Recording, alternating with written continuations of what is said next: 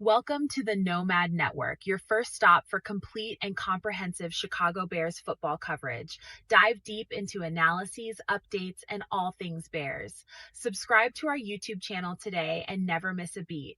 Thank you in advance for your support. We promise to bring you the best because together we're unstoppable. Go Bears!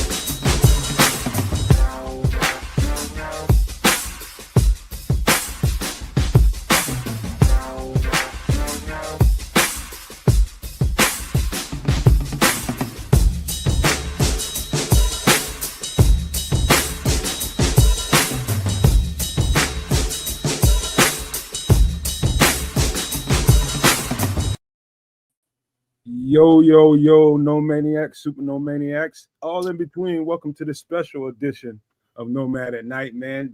The day, kind of the day we've all been waiting for, man. We're 10 days away from actual real deal football that counts in the record books. We whittled it down to 53, and I'll just say this. It's pretty much what I thought it would be. Maybe one or two surprises there, maybe. But it's pretty much exactly what I thought it was going to be, and I like the team. It looks strong, and just to put this out there for the record, this is the initial 53, and so we got this other period that we're gonna have to go through for the next 48 hours, 72 hours, maybe even further into the 4 or 5 day period where they might be looking to sign a few UDFAs or guys on the waiver wire. We might find some guys, man, and we're gonna talk about all that tonight. Particular room, the running back room, is the one I'm really paying attention to. So what I've been doing all day is just scouring social media, looking at the Bears website, seeing who we released, and getting over that part of it. So we're going to talk about all that. But what's more important to me right now, and I think most people came here by this juncture to figure out, okay, this is the 53 we got now. Are they going to make some moves later on, in the next 48, 72 hours, however long it's going to be? I think they will. I'm pretty sure they will. I think Ryan Poles kind of said it at the podium today when somebody asked him about the running back room. He said it's going to look much different than it looks right now today. So I'm looking forward to that. I got some guys to talk about that's out there right now. I know you all have been watching and paying attention to all these guys getting cut. That's what I've been doing all day, is just checking them out, making sure I at least watch film on all the guys that we could possibly be looking at. So that's going to be fun. That's going to be a fun discussion in a little bit, man. But without further ado, let me bounce past this thing over to Canada for right now and see what the Canuck does with this rock. Well, we're going to start it off a little like this. Well, it's a special episode, 53-man roster case scenario for us. We're getting real damn close to the beginning of this season. Whoa, hold on. Let me leave this up here. For y'all out there who are planning to jump into the Fantasy Football League for Superflex this year, there's a couple of folks that I've already hit up. For the rest of y'all who were in last year, I've already read up the league. For those of you who would like to join, by all means, hit me up at kedscanuck@gmail.com or at kedscanuck on Twitter. Either way, just give me a quick shout out. I will send you the link to join, and we'll do the darn thing. We're getting real close to launch. We're likely going to be drafting next week. So there's all that. Keep things short and sweet. $20 for the league this year. I'll put up my PayPal QR code, and you guys can throw the $20 in there. Doesn't have to be up front right away. It can be at any point throughout the season. But that's how we're going to do it. A couple of bucks to the winner.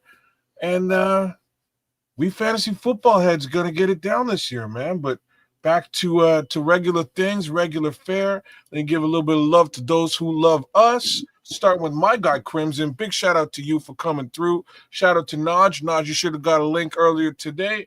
You can log in right on sleeper.com as per normal. That's where we're hosting it this year. Super awesome platform for fantasy football.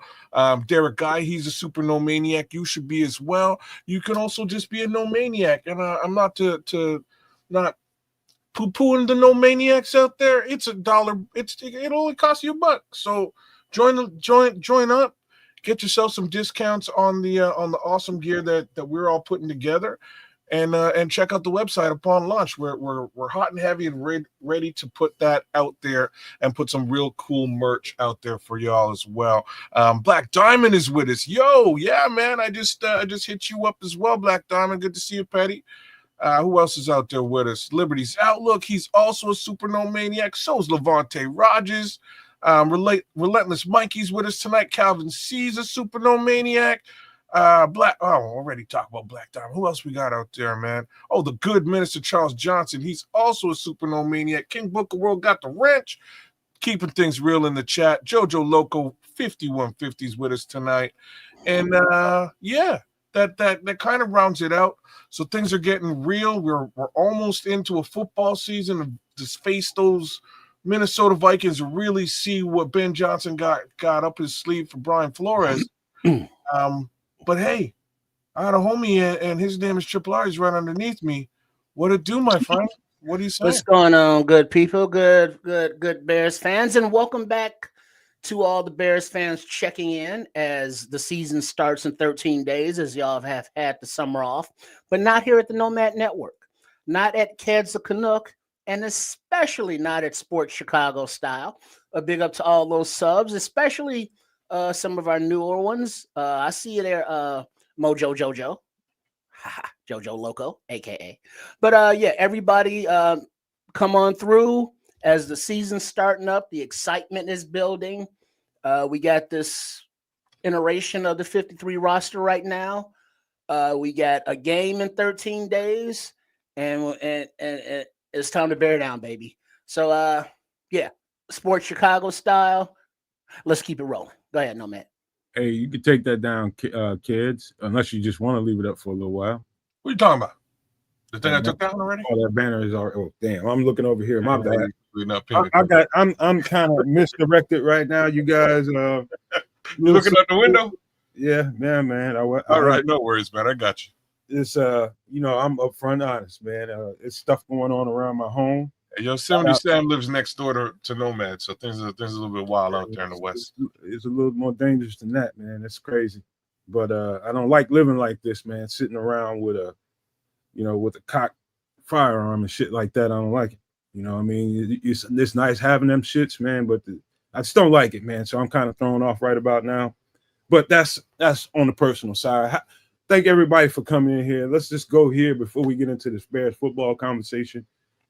Kids, how you been, man? How's your life been? How's your family? How you doing? No better or worse than the last time we saw each other. Reality is business is booming. So just work. And now we are, again, getting more work on my shoulders. We're getting close to launch for Superflex. We're getting close to fantasy football. Getting my leagues, all the leagues that I curate and manage up and running. In short order, because real talk, normally I have this stuff done about a month ago, including Superflex. That was the plan.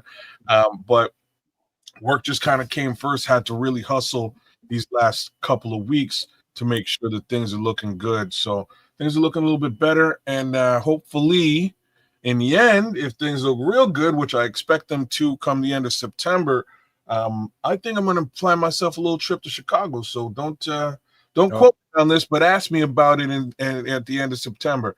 If everything works out well, I'm gonna see what I can do to come take a little trip and maybe catch myself a football game. Bayless Jones, don't worry about it. He's gonna be incognito. He's gonna have funny glasses and a mustache and a big nose. I don't think he plays for this team anymore, does he? He gonna be here just for you. He gonna beat your ass, man. Well, I mean, it's not like he's on a team now, is he? Or is he on any team at all? He heard all that slander. You think he ain't gonna show up? He gonna hang out at O'Hare Airport like, where is this Kez dude at? He's the guy in that. He's the dreadlock guy in all them pictures. That's always at O'Hare at the airport leaning up. He got some. Bayless Jones.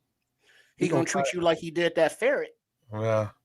Hope you don't hope he ain't trying to beat me with a bat because he'll drop it. I'm gonna have to send my boy. I'm gonna have to send my boys up there. I'm gonna have to send my boys to the airport, man, to escort him wherever he want to go, man. He gonna get fired the fuck up around here, man. King will pick you up. Regulators. Yes, sir. Yes, sir.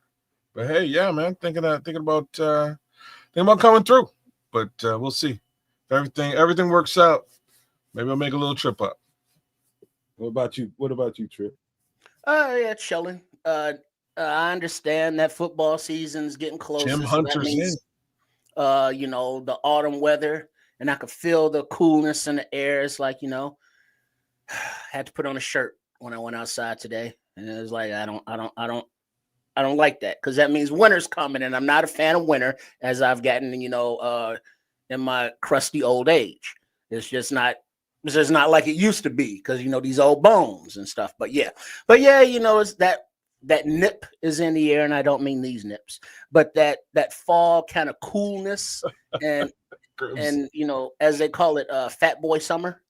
So while I'm a fat boy, I still prefer summer. But other than that, everything's chill. And so, all right, man. Me, I've got some stuff in the works, man. But first, before I say anything, man, make sure. Let me pull this down for a second. That's real. I gotta make sure you guys know that it's very, very easy to become a member of the channel and support the channel now. There's no problem whatsoever. We have 2 tiers now. You got Super No Maniac you can get and become a member. You go to the channel where you see the logo, you follow the directions. Once you see membership, you hit that button and you take it from there. And everybody can become a member now.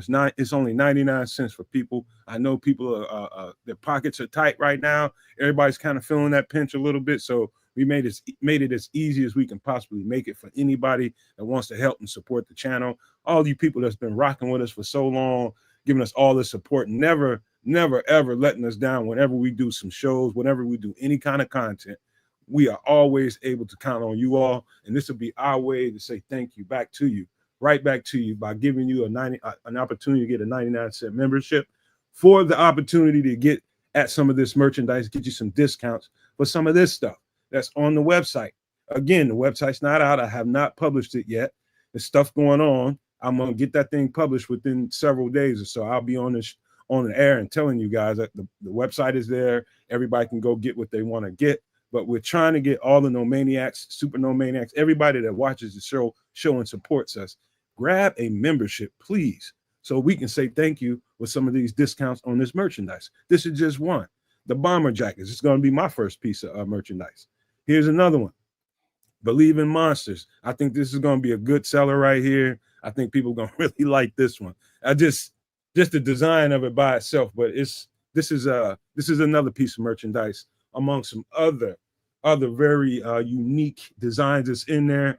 Oh. Nowhere else you'll be able to find these designs. So I'm telling you guys right now, grab a membership so you can get some discounts on this merchandise, man. So, well, speaking of which, the big homie Ron Winarski just gifted out 5. So if you magically show up, find yourself with a membership, you can thank the big homie Ron. Shout out to Ron, and thank you so much, Ron. That was so nice of you, man. Everybody, please follow Ron. For Dan Brown. There's one for the Relentless Mikey. Look at that. There you go. Relentless Mikey says thank you, Ron. That's your first thank you. Shout out to you, Ron. That was nice, man. That was really awesome. Nice. Good luck. And Dan Brown. So yeah, man, please go ahead and get that. I'm telling you, some unique designs in there. I'm not blowing smoke because I'm trying to get you all to go and buy the merchandise. I'm telling you, it's going to be some unique designs you won't find anywhere else. So I'm telling you, right now is the time to get yourself a membership so you can get that discount. But on to what's going on with me personally. It's just entirely too much going on outside my window right now, and I'm kind of irritated and on guard right now. So, other than that, life's been good. I've been having an opportunity to spend a little bit of time with my lady before the season starts, and I think that's really important right now. Spend a little bit of time. We're gonna be getting hella busy when it comes to football season. There's gonna be a lot of content to do, a lot of news to cover, all kinds of stuff that's gonna be going on. So she knows, I know that it's gonna be a busy season for me. And right now she's just trying to get the time she can get with me before the stuff gets hella busy. And so I've been doing my job to oblige. that's for the most part everything that's been going on with me. But yeah, man, that's it, man. Hey, what's up with mom's hip? She's doing good, man. And Okay. Actually, man, I had to go. Well, I seen her over my uncle's house the other day, and I had to tell her, you got to chill out. So she was trying to do too much, and she fell, but it was on the opposite hip. Luckily for her, okay. She turned opposite hip. Yeah, she fell on the opposite. She's trying to get back. Wait, what the hell was she doing that she was falling? Just walking around and going up steps too fast, I think. Oh. Yeah, she fell on some steps. Damn. Yeah, Levante says thank you for gifting memberships. Ron, that was nice. James Hunter says thank you. Oh, he's talking about kids. Yeah, man. Jim's out there in Canada somewhere. I wonder what part of the Great White North you're holding up in. Wish I knew, because like I said, I've been traveling all over the country doing this, that, and the third. I was just out in the GTA, which is likely where I assume you probably wound up. But let me know, by all means. Hit me up on Twitter. Let me know if you're anywhere near me, and Grand go Theft Tim Auto? Hortons coffee. You know what I'm saying? Did you say Grand Theft Auto GTA? No. What's No, GTA? we ain't stealing it. The GTA is the greater Toronto area. That's what they call the center of the universe here in Canada. That's basically what it is. It is a grand melting pot. Oh, okay. Right on. There you have it. Yeah. I'm sorry, man. I got again, man. Look, I'm gonna put up the 53, and we're gonna take it slow and talk about this stuff. Different position battles that were won and lost, and we're gonna talk about a little bit about the guys that got cut or waived. Oh, you way up over there. Sorry, man. So Jim's he's out in Alberta. He's out in the oil sands. That's I'm with you. My son's out there. My son's out. He plays for the Calgary Dinos. So you're not too far from where he is. You're maybe an hour or so away. But he's out there training right now. His season starts on Friday. So I get to actually, this is how busy the world is for me right now. So I got my son's football every Friday. So I got to pay attention to see how he's doing. Then Superflex likely on Tuesdays moving forward. We've got Nomad at Night on a Sunday, and then some saucy extra sauce on Wednesday. It's a whole thing. The season of Keds. The season of Keds. Yeah, man. All right. Well, let's get to this 53. We're going to take it slow as we can and talk about these position groups, the battles that happened, who won, who lost, reasons why, all that kind of stuff. Let me just pull it up right now. Talk about this first. And this is the 53. I know it's a little small, man, but this is the best I could do for the time I had. Hopefully you all can see it. Of course, we ain't got to talk too much about the quarterbacks, but the running back room, let's just save that for a minute. Here's a room that a lot of people are kind of over the moon about, is the fact that we got Jade Walker in that receiver room. So we kept 1, 2, 3. We kept 6 receivers. That's about where I thought we would be. Just to get off, we kept three quarterbacks. Right now we have 3 running backs. Right now we have 6 receivers, 3 tight ends. This is where I felt good, because I called it out. I thought we'd have 10 in the trenches, and we got 10 offensive linemen in total in the trenches. We got 10 defensive linemen in the trenches. We also have, let me see, that is 1, 2, 3, 4. That's about 7 cornerbacks. Is that right? Did I count that right? 6 cornerbacks? 6. Okay, 6 cornerbacks. We got 1, 2, 3, 4. That's 5 linebackers. I'm telling you, I'm so looking outside and trying to do shit at the same time. All right, we got 4 safeties, and we got special teams guys. Start anywhere you want to, kid, so we can talk about this. Let's start this. Let's skip over the quarterback and running back from now. We'll come back around for that one. So starting that receiver room, anything you want to talk about there? Well, just the obvious things, I guess, right? So just overall, in comparison to my 53, this is super close. There's four exceptions, one being in the wide receiver room, and that's Tyler Scott. I thought that, the big softy that Ryan Poles is sometimes might hold on to his draft selection in Tyler Scott this time around. Looks like, unfortunately, he didn't make the cut. On the flip side of all that, the story to be discussed is Jahdae Walker, because Jahdae Walker came out of the woodwork and he slid his way in everybody's hearts like that. Like how I did that. There you go. Nice. But yeah, that's basically what the kid did. Some really nice receptions, timely and important, resulted in a touchdown, if not two, in the preseason. And I like this kid, man. He's a big-bodied, wide catch radius receiver. Unfortunately for Tyler Scott, speed just wasn't the order of the day for this receiving core. Because to be honest, the things that I've been saying about Tyler Scott over the last couple of weeks in hopes that maybe they do keep him was really that in crosser capacity or drag route capacity, he can really be elusive and leave a defender in the dust. The real facts are, like, you slide DJ Moore into the slot, he can do the same thing. He won't be as fast, but he's just as elusive. Olamide Zaccheaus is just as elusive too, and he might block somebody. And there's that downside that we got to see this past Friday where Tyler Scott it was a screenplay, and he just couldn't put his body on the man, and it resulted in a tackle for loss. So again, one more reason why Tyler Scott's not on this squad or didn't make this wide receiver room.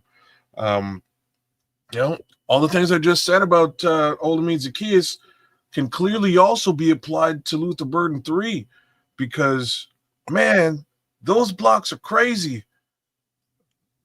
The kid will receive, the kid will get yak on the reception, but the blocking too, man, somebody must have pissed him off before that football game, because, man, he's ready to do it week in and week out. I like this squad. We've got a dedicated special teamer being Devin Duvernay. I'm sure he'll get a snap here and there at the wide receiver position, but these remaining 5 guys, I think, is a really solid group. Hey, What kid, do you think, Trip? Well, before you go there, Trip, Yeah, I gotta say, man, and this is to both of you all. In my lifetime, I don't remember a receiving group this good in Chicago. This fucking talented, man. Yeah, bro. No. So,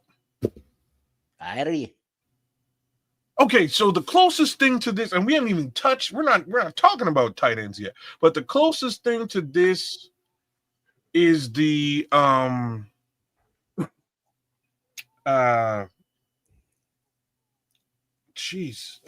Marshall, Alshon Jeffrey. That's some good Mercedes, not Mercedes Lewis. Michael. Martellus Bennett. That's probably the closest thing to this that we've ever seen. I don't think it holds a candle to it, kid. I'm talking. I don't think it's even.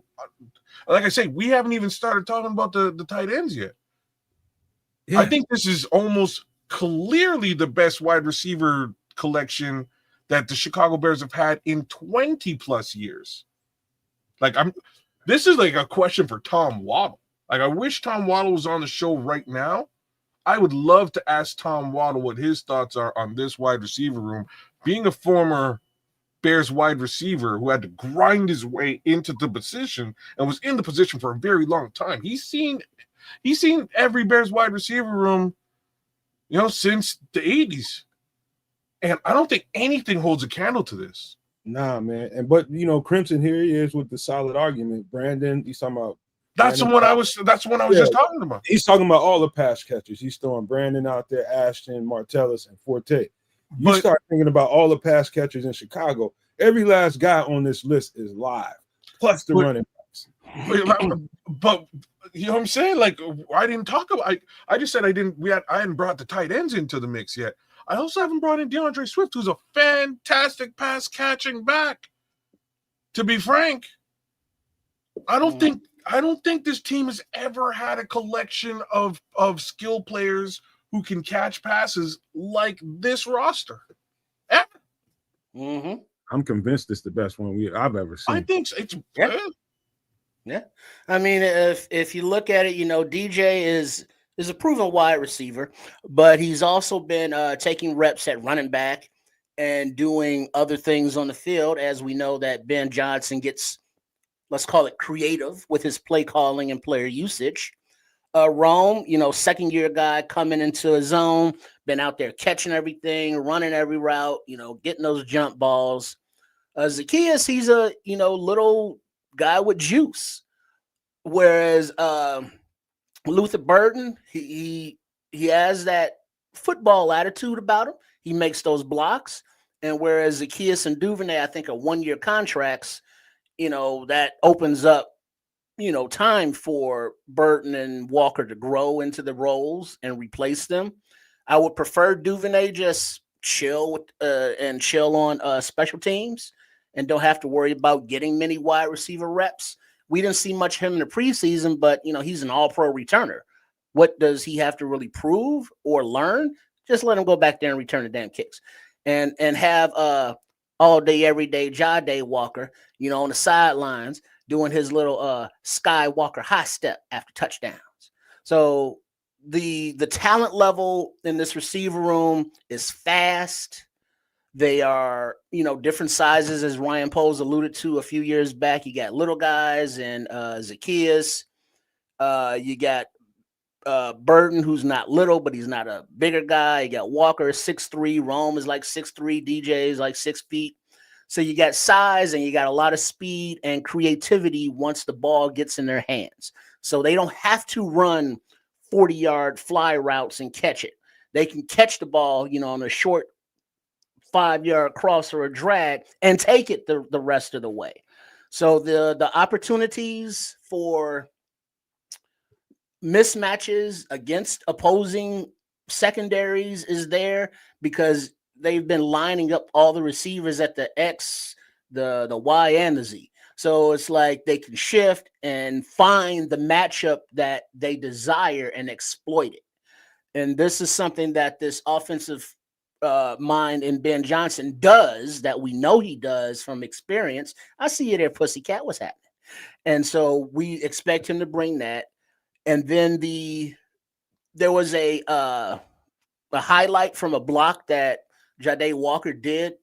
I think it was Buffalo, maybe, but it was the same block that Luther Burden did, where they were cracking down from the right wide receiver position and meeting that safety as he enters the hole to stop the running back who's running between the guard and the tackle.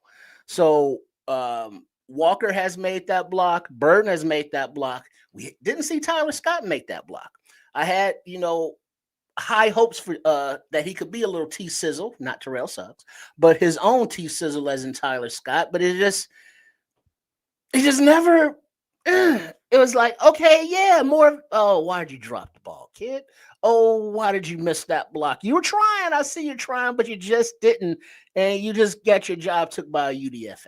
So, good luck with where you're going, and maybe he makes it back to the practice squad and can develop more into, a T-Sizzle-ish. But the way that this wide receivers room set up right now, I ain't mad at it at all. Quite excited, actually.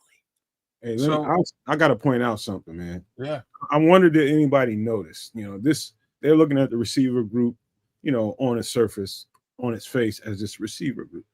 What you should be paying attention to is remember kids, you remember how I laid it on really, really thick this offseason about how when I studied Dennis Allen's offense, not Dennis Allen's offense, but Ben Johnson's offense. And I told you how much they really keyed on the slot receiver, how much usage the slot receiver got, how much the slot receiver he's kind of like a wild card in the mix of all that they do. Of course, the tight ends are very, very useful in there with the 2 tight end sets, 12 formations and all that. But the how they use the slot receiver to kind of open up everybody else as a weapon. I mean, they really, really weaponize the slot receiver. Look at this thing really close. What you have is legit five freaking slot receivers on this roster. You're talking about DJ Moore, you're talking about Olamide Zacchaeus, you're talking about Luther Burden, you're talking about Devin Duvernay. So I said 5, I meant 4. So you got 4 legit slot guys on this roster. This is gonna really, really open up a whole lot of stuff for other guys. We start talking about how good Ben Johnson is at scheming guys open. On the all 22, you can see it real clear, really clearly how he used that slot receiver, slot receiver motion to kind of give the quarterback an identifier as to what the defense is trying to do, and then it goes from there. So I'm telling you guys, we probably have the most unique receiver group in the NFL. Not only that, I match it with the best receiving groups out there in the NFL. There's some nice receiving groups out there on different teams, but this has to be the most dynamic one I've seen. This has to be the most. We got 4 legit slot guys. It's hard enough for a team to get 1 or 2. We got 4 legit slot receivers. Yeah. Just think about that. Yeah, those guys are completely interchangeable. And, the only guy who's and I wouldn't be mad if they tried Rome in there too. Like, I'd just be real about that. I He'll get in there at times, but you know what I mean? I wouldn't be mad at it. But yeah, super versatile. And again, right now we're just talking about the one group. But if we, just given what we saw in the chat there a minute ago, you can throw DeAndre Swift into this mix too. Because, like I say, there's aspects of DeAndre Swift's game that I'm not a big fan of, but straight up and down, this man is one of the better the better receiving backs in the NFL, bar none. Is he always utilizing that capacity? Not necessarily. And you have to look at the Bears brass, a little bit sideways with respect to that. That's what the guy does very well. He in college. Awesome receiving back all around. So, add that into the mix. Then you layer on 2 tight ends who are both solid pass catchers in Cole Kmet and Colson Loveland. And this is an offense that, again, man, I ain't never seen nothing like this here before. Let's just pray that we see the actual results on the field, because I think we're gonna. And if we do, look out, NFC North. You know what, Jay Stiddy? He made a statement. He said Swift is going to have a huge year, man. Part of the reason why he's going to have a huge year is because of this group we're talking about. How they can get the defense away from the ball, away from the point of attack. You have to account for every last one of them guys. You got Colson out there, you got Cole out there, you put Luther out there, you put DJ out there, you put Olamide out there. I mean, however you want to line this thing up, every last one of these guys are live. And when I say live, I mean the defense has to account for every single one of them. You better know where every last one of them are at on the field. And that's going to be hard to fucking deal with. It's going to be very difficult to deal with. I mean, looking at the tight ends, we know that Loveland is supposed to be your basically hybrid wide receiver kind of guy. Whereas we know Kmet can get open in the slot too, Trips, by the way. He can play in the slot. Actually, I think they had him running the tight end routes, the slot, and he was even lined up at the X a few times, to get that matchup, because he's that physical that he can do it, and it seems to be smart enough that he can do it, as well. And then, like we're saying, Kmet, he's a solid kind of guy. You wouldn't call him the most athletic or as even athletic as a Loveland. And then you got Smythe. I believe they had him lined up as a hybrid, fullback last week or the week before. And his veteran presence is good. He can still be athletic enough to catch you a, first down or 2. So, the versatility is there in the tight end room as well. And they should be a nice little safety blanket for Caleb. God bless Don Burr sometimes, man. I swear he thinks this is a Detroit Lions podcast, because he's giving shout outs to Brad Holmes and stuff. Ain't nobody giving no shout outs to Brad Holmes, bro. Did we just cut him to Hooker too? Huh? Oh, yeah, they cut him. Oh no! So the future. Well, I wanted to take a little bit later on to take a whirl around and see how many. We're gonna have to. I didn't know about that one, and that means that the future of the quarterbacking future of the Detroit Lions is somewhat in question, because I think a certain Mr. Goff might struggle a little bit without his his vaunted offensive coordinator. They lost And Dan. many of his offensive linemen, many of his Oh weapons. yeah, They oh lost yeah. Dan Skipper too, man. Big They Dan. did, and I wouldn't be mad if he, skipped his way over here. But No, we Look at Dante. Shout out to Dante. Became a He new got it. member. He got it No. on the PC. He got it on the Dante. No Maniacs helped him out, man. They helped him out. They got him where he needed to be. Shout out to you, Dante, and shout out to y'all that helped him out, man. Hey, there's Deuce One, man. We got a packed house here tonight. This is awesome. But yo, look at that. Look at that 53, man. This is a little bit wild and crazy, and that's what the offense is going to look like. I think the offense has a definite chance to do some damage. And let's be frank again, that's what all the hate out there equates to, if you really understand it. Chicago traditionally has not had a viable offense.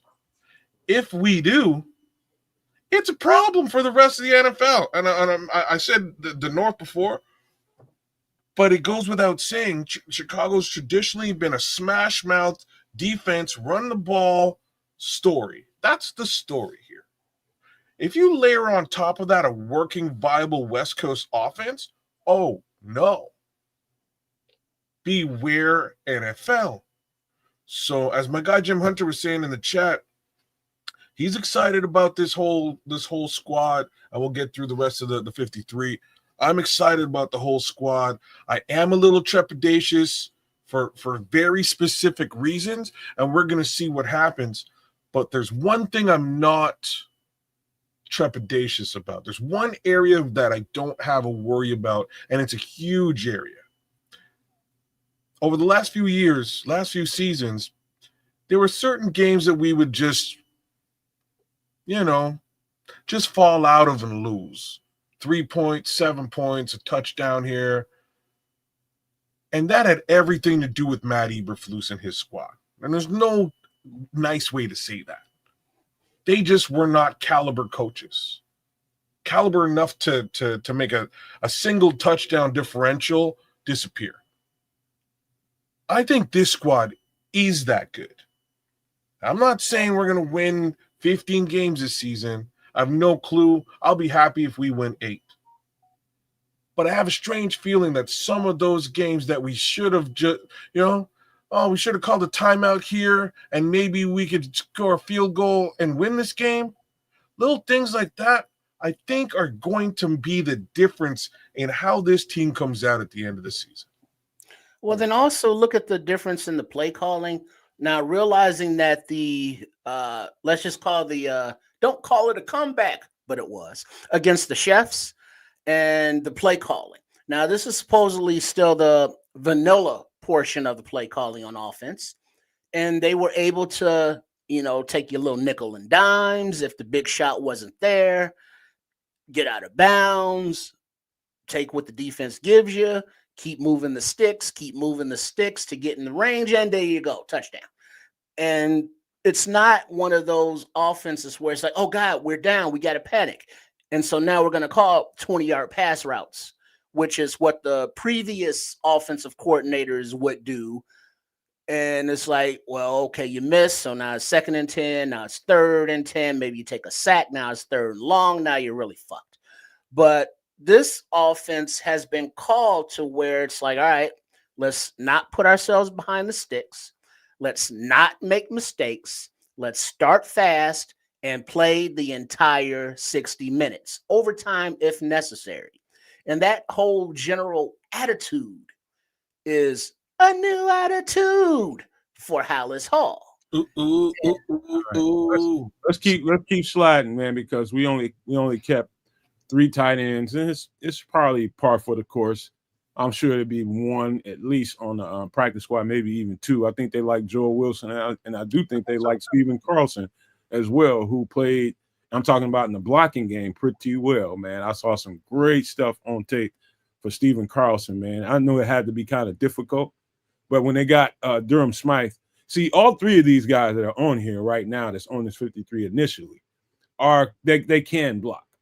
They can block. Cole Kmet, he's questionable at times, hitting his target point, whiffing and shit. But they all 3 of these guys can block.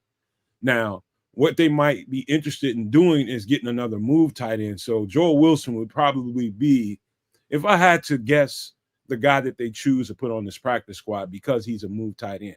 So you'd have 3 blocking tight ends plus a spare move tight end. You got a couple of move tight ends here. You can call Cole Kmet a move tight end, but Colston Loveland is definitely a move tight end.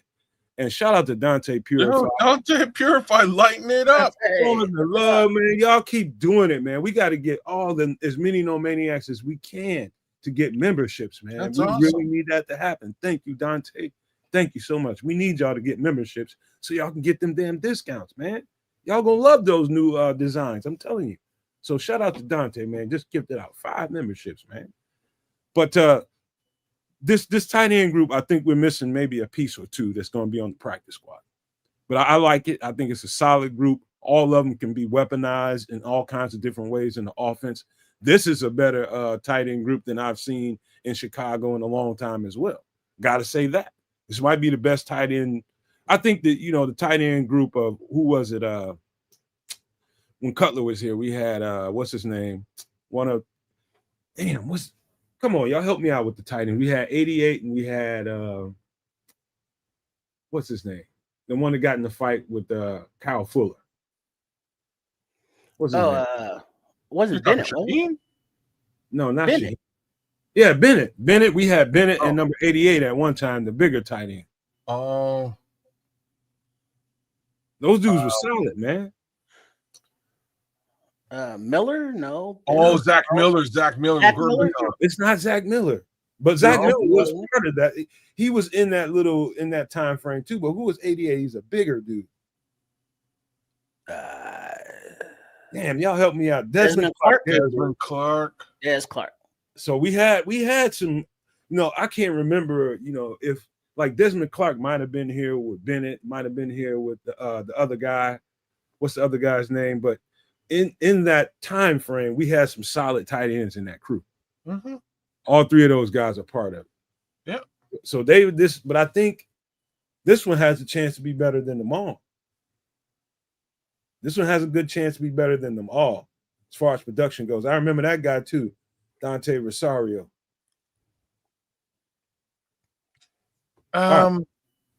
Yeah, Jay Steady. This is Jay Steady saying this. We're looking at the groups individually, and we'll continue to do so as we round out the whole 53. But yeah, it could be one of the better talent, the more talented squads that I've seen in Chicago. The defense, in my opinion, is probably not quite as talented as some of the other Chicago defenses that I've seen, but that ain't really taking anything away from them. And we'll get there soon. So we just ran through the tight end room. Where do you want to go next? We got to go right to the O-line room. And listen, let me tell you something.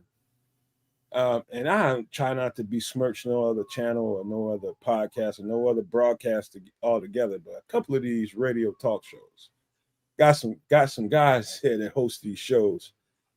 Man, these some big crybaby, whining, looking for the next outrage type of. Like, God damn. Like, man, God, quit complaining. When has complaining gotten you anything in your... I think this O-line group is pretty solid.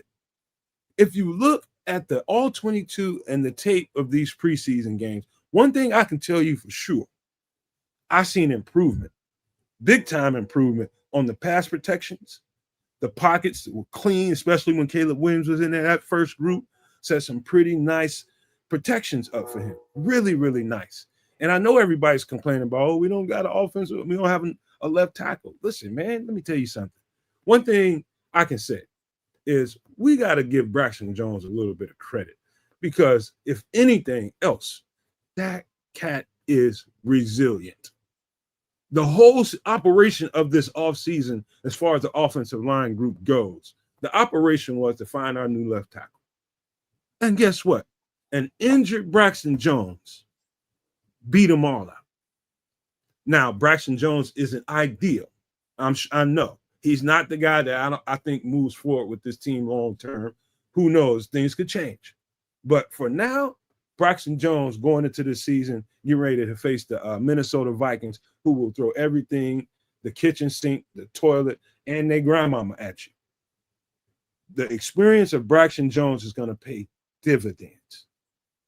The last thing you want going out there in the first game of the season against the Minnesota Vikings and that defense and that blitz is to put young, unproven talent out there. You thank Jesus right now that we got Braxton Jones going into that game. Just think. Just saying. We'll start right there, but I think this offensive line group is much, much improved, in my opinion, from what I've seen on tape. All right. So that was a loaded take. I've heard what some of these guys are saying out there, and I don't necessarily disagree with their one specific angle of that take, but I do agree with you with respect to the entire line. I think that they've kind of moved heaven and earth to make a much improved line for Caleb Williams to pass behind, for DeAndre Swift to run behind. I think this line will improve both the run game and the pass game across the board. My caveat is the caveat that you brought up. I just feel that if the offseason came around and we looked at the left tackle position as a position that we needed to upgrade, I do not think that job was accomplished. And I can't not say that, because it's, to me, we started with the guy who's in the position right now. If he's the best guy if he's the best guy for the job at this present time, I understand. But again, that doesn't make me feel that much better, or you can say that, kids, or say that they've improved that particular. It's totally fine to be disappointed that the thing didn't play out the way people had planned for it to play out. All I'm doing is being respectful of Braxton Jones and his resilience, bro. He's done a good. Hey, man, he did a great job. He won the job, and that was what it was. It was a competition. He won the job. I'm not trying to besmirch Braxton Jones. Just like you're saying, you're not trying to besmirch those podcasters. I'm unfortunately, to me, this goes to more. My ire is pointed much more directly at Ryan Poles, being the guy who was tasked with making some sort of a shift or upgrade at that position. And in that case, I believe he dropped the ball. He didn't do it. Did he upgrade the left guard? Yup.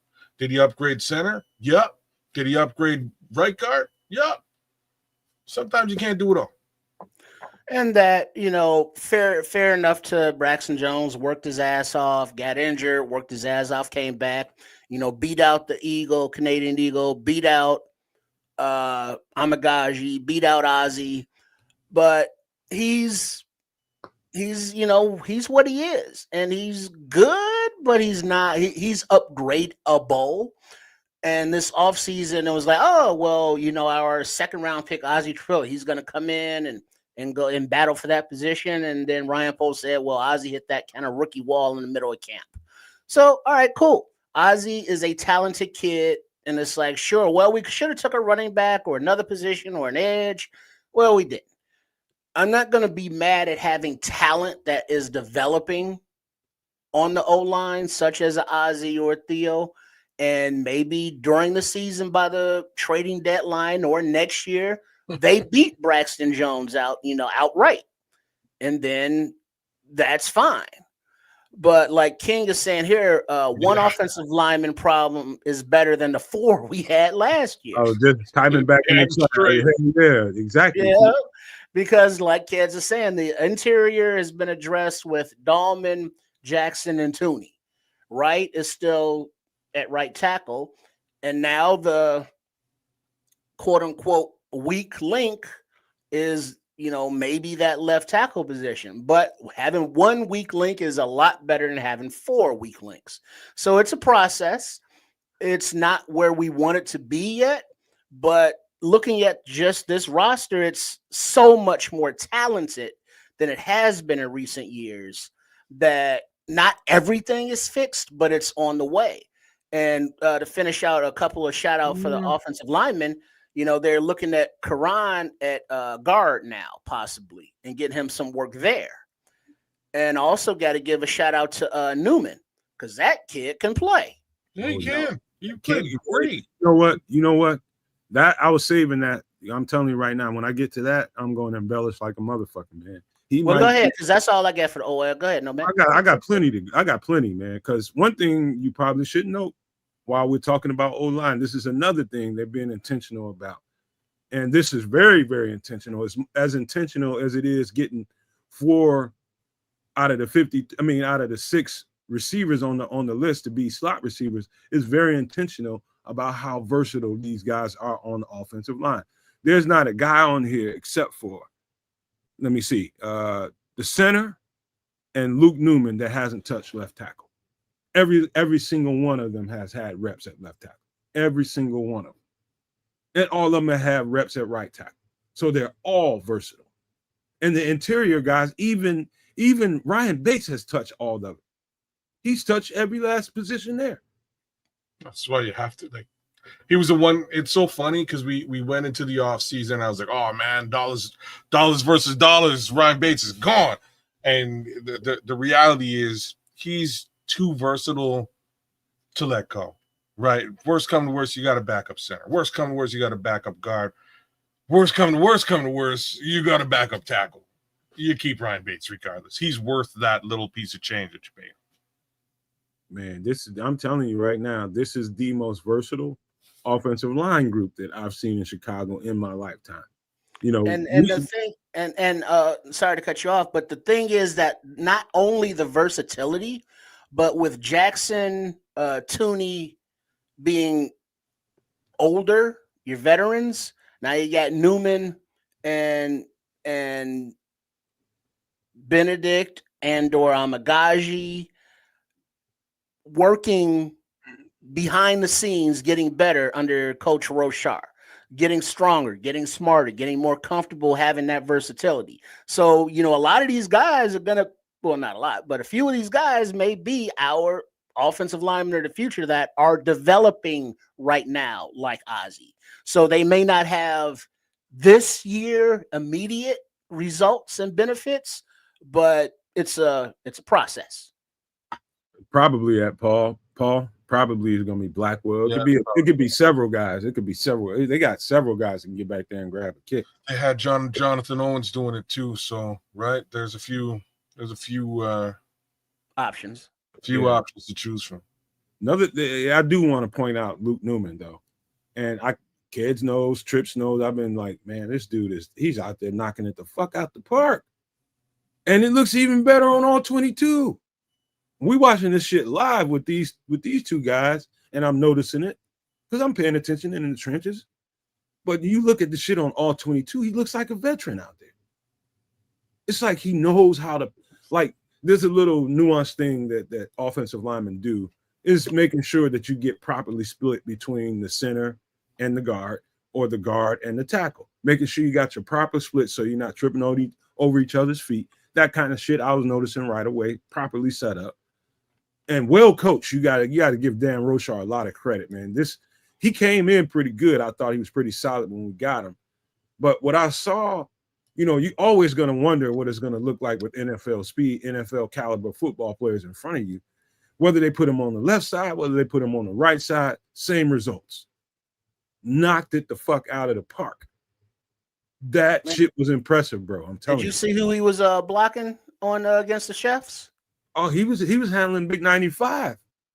And that's they stood, Chris Jones. He was handling them. I mean, it was so impressive. Like, I've seen a lot of impressive stuff on film in this preseason for the Bears, but probably none more impressive than this rookie guard drafted in whatever round he was drafted in. Fifth. Take care of Biz, bro.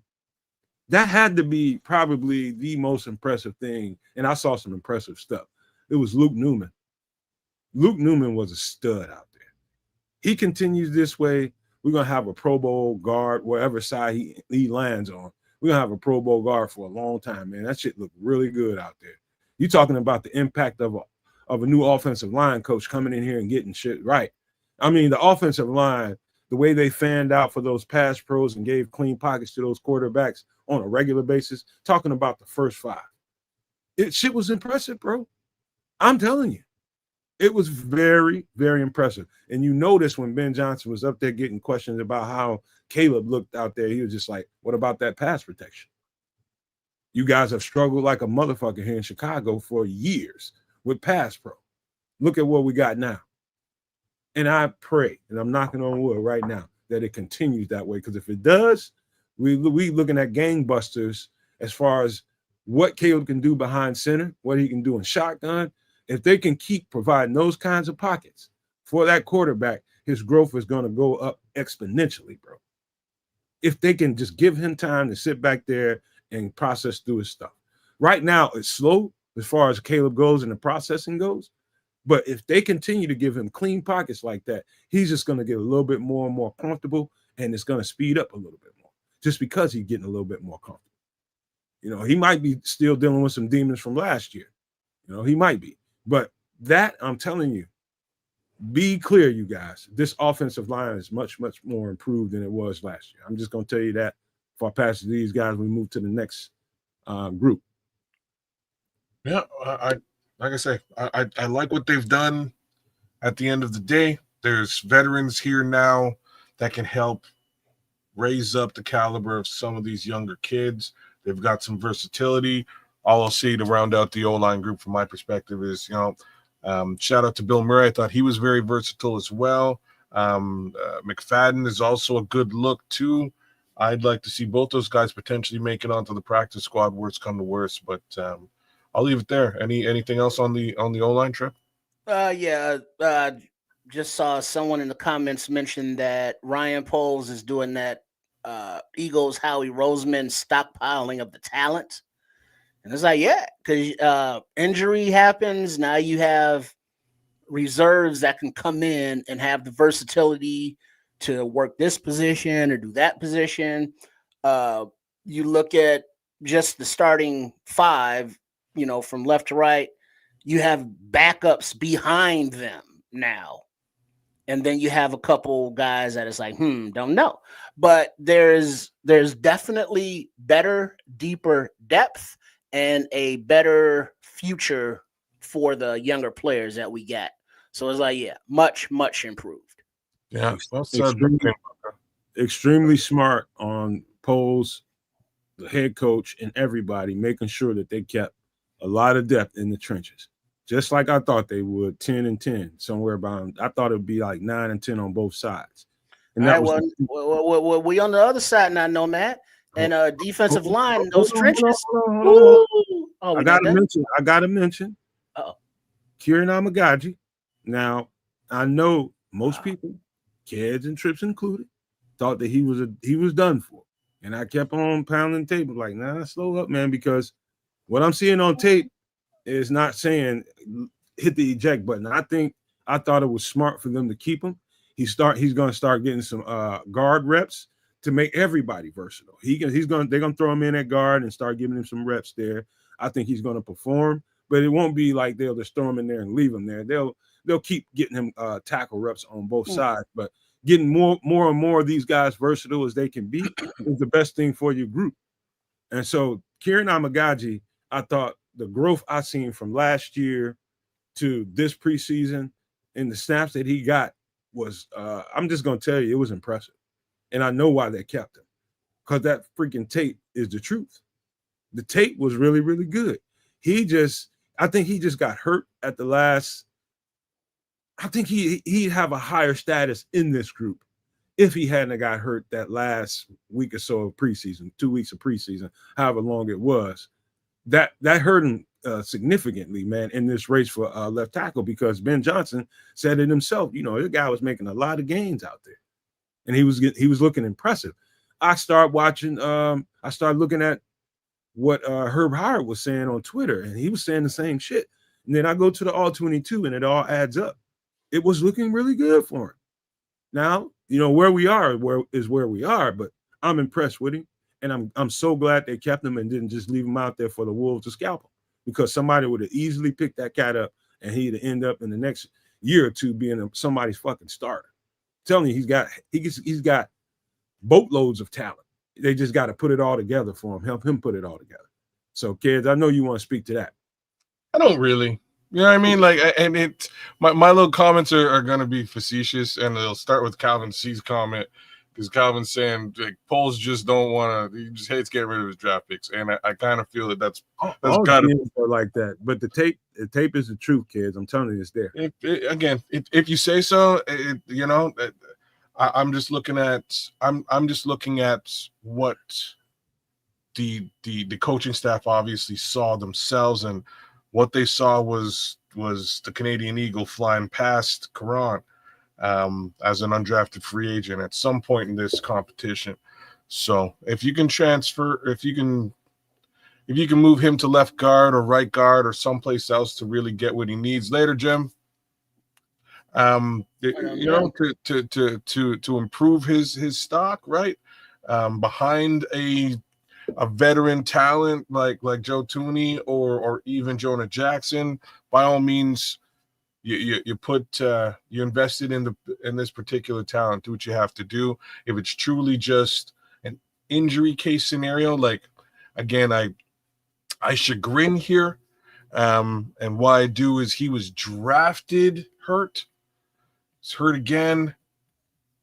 And, you know, this to me, at one point it's Karan, secondarily, again, it's Ryan Poles. So we'll see how it all transpires and how it all goes down. We do need to have this type of depth in the room. If we can increase his stock and make him that much better over time, the investment's already there. We might as well do that. And it's not cool that he was drafted injured, so he didn't get a full camp then. Yeah. He, you know, keeps going down. When he's getting in a groove on the field, then he gets hurt. So, you know, hopefully he can get his body straight while he doesn't have to worry about, you know, competing for a starting job now. He can focus on maybe, you know, getting more reps at guard and staying healthy, and then let him develop. He's still under his rookie contract. He's still talented. And while McFadden, Miles were okay, but I still think Amagaji is better than them. And they are more, you know, practice squad eligible if, you know, possible. Whereas Amagaji wouldn't make it. And you just don't give up on his talent this soon because you don't have to. You know, it's not like he's due for a contract. It's not like he's, you know, keeping another offensive lineman that we like better out of the room. It's, you know, it's just give him time to develop. Yeah. So I'm with that. I'm with it. I'm going to say this too, man. I should have said this at the very beginning, but one of the things about me that you all should know by now is this time of the year is particularly sad for me, man. It's sad. It's very sad for me and happy at the same time because we get to see, you know, what kind of team we've constructed. But the sad part is the work that I know all these guys that are not on this roster now put in to get on this roster and to be put in all of that work. You're talking about year-round work and development. You're talking about they are year-round working, trying to get on one of these teams. And you're talking about some good football players. And some of them aren't NFL good. You know what I mean? Some of them are practice squad good. Some of them are bottom of your 53 good. But to get on a team and not be waived and not be cut at the end after all that work, all that preparation is absolutely sad for me. That's the football player in me, knowing what all that shit, what it takes. It is hard. It would be hard for me to be in that locker room watching that happen, man. That would be very difficult for me. I'm going to be trying to play hooky. I'm going to be trying to do something because I don't want to see cats that I'm grown attached to and bonded with go. You know, it's just sad. I hate it. You know, for most people, you know, it's just like, okay, that's just football, but nah, not me. I'm just built different. It bothers me. I ain't gonna lie to you, but I just want to throw that out there before we get to the D line. And another group that I'm really, really impressed with. And the first thing I need to say is with respect to Dominique Robinson.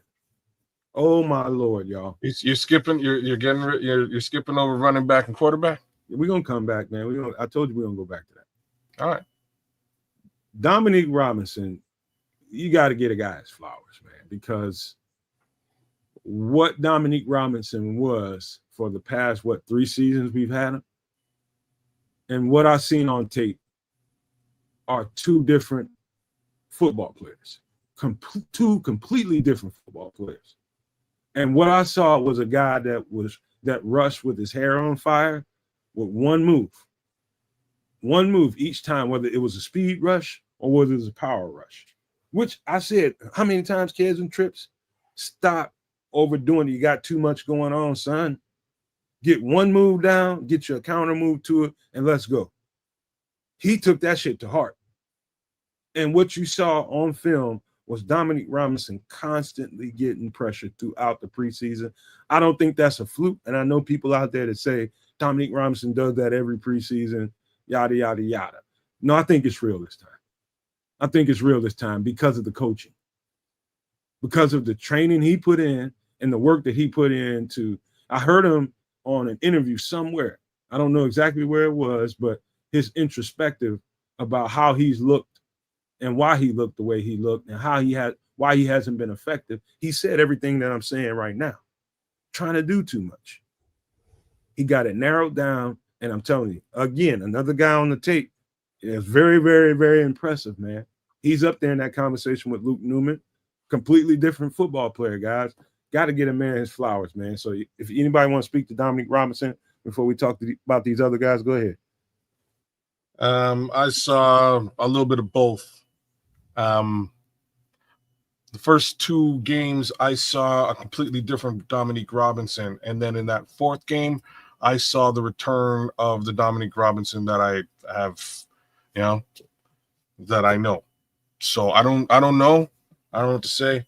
Those first 2 games, though, and maybe it has more to do with the remaining players on that line as a package with Austin Booker. There was a lot of pressure being caused by the 2 of them together in those first few preseason games. That last one without Austin Booker, he got stood up again. He looked pedestrian. Well said. It was just, and it might have everything to do with who he was up against in Kansas City and their tackle in that respect. Hard for me to say.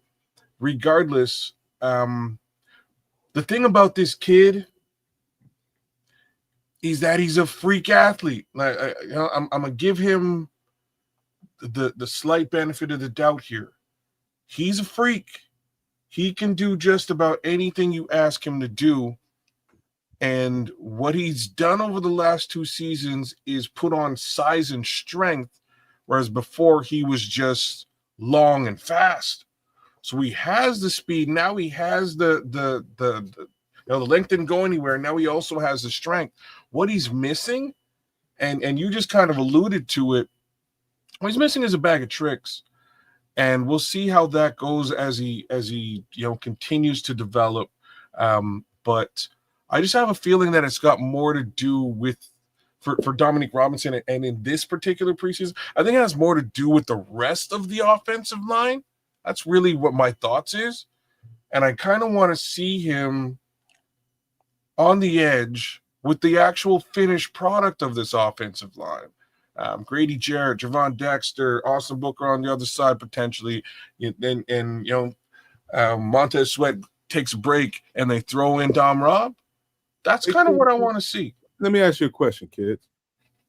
I want to know, man, and you too, Trish, if you want to speak to this, because I can remember in my lifetime, I didn't really consistently keep muscle on me the same like the weight that you train to get to a certain weight and for that certain amount of muscle. It would, once I start playing, the season, I'm gonna lose. Start playing football, I'm gonna lose like freaking 5 to 7 pounds per game and shit, and then have to get that muscle and that weight back on me. Well, I think Dominique Robinson is doing. So what I want to ask you is, at what age, like in my mid-20s, is somewhere around the time when I can consistently keep muscle on me. So I want to know what time in your life did you realize you can keep a consistent amount of mass on you? It's definitely around. Trick Like, question. how old is he now? He's not that old. I think he's probably 25 now. That's what I'm saying. He's about 25, mid-20s. And Yeah, right I don't. That's part of what intrigues me about Dominique Robinson, and it's less whether he can hold the mass or not, because that's yet to be determined. It's the fact that he could step away from the game for a couple of months and completely change his body type, and he's done it twice. So he did it last year. Now he's larger than he was last year, so he's made additional gains this year. And I like that. I think that shows his dedication to the craft and how serious he is about being successful as an edge rusher. So, those are the things that I'll say. I'm not sure how long that size is going to stay with him. You're right. He may wind up losing that just over the course of the season. A flip side to this is he might also wind up getting bigger. Hard to say. Sounds like the nutritionists in there are doing a good job, because you ain't gonna, like, throughout a camp, all that running and all the conditioning that you got to be doing. He's telling everybody, he's like, I've been able to consistently keep the weight I gained on me and add a couple of pounds. So somebody inside that building is feeding him. The nutritionists, the trainers, they're doing a good job of that. They're doing a really good job of that, because that's a hard. Imagine going and losing 5 to 7 pounds every time you go play a game, and you got to spend the rest of the week trying to put them pounds back on so you can play another game. That kind of shit. And I'm talking about high school and college. We talking about professional, where it's your job to maintain a certain consistency with your body, your physicality, everything, your conditioning. They're doing a good job with him, a really good job. I just had to point that out. That's not easy. That's not easy when you're doing all that running. Yeah, I could tell you, I passed 200 pounds by the time I graduated from 8th grade. I was roly-poly, but I'm what do you call it? A large frame person, dense. I'm heavy, but not like huge. You know what I mean? I'm big boned.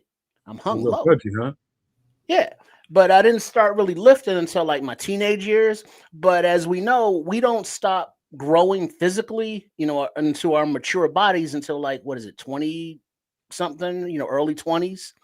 And so the thing with Don Rob is he was a quarterback. Then he was, I think, a wide receiver. And then when we drafted him, or assigned him as a UDFA rather, he was a athlete without a position, basically. So it's like, we're gonna make him a DN. He played edge. He played edge 1 year. 1 year, okay. He played edge. We're gonna make him a professional DN. In NFL, right?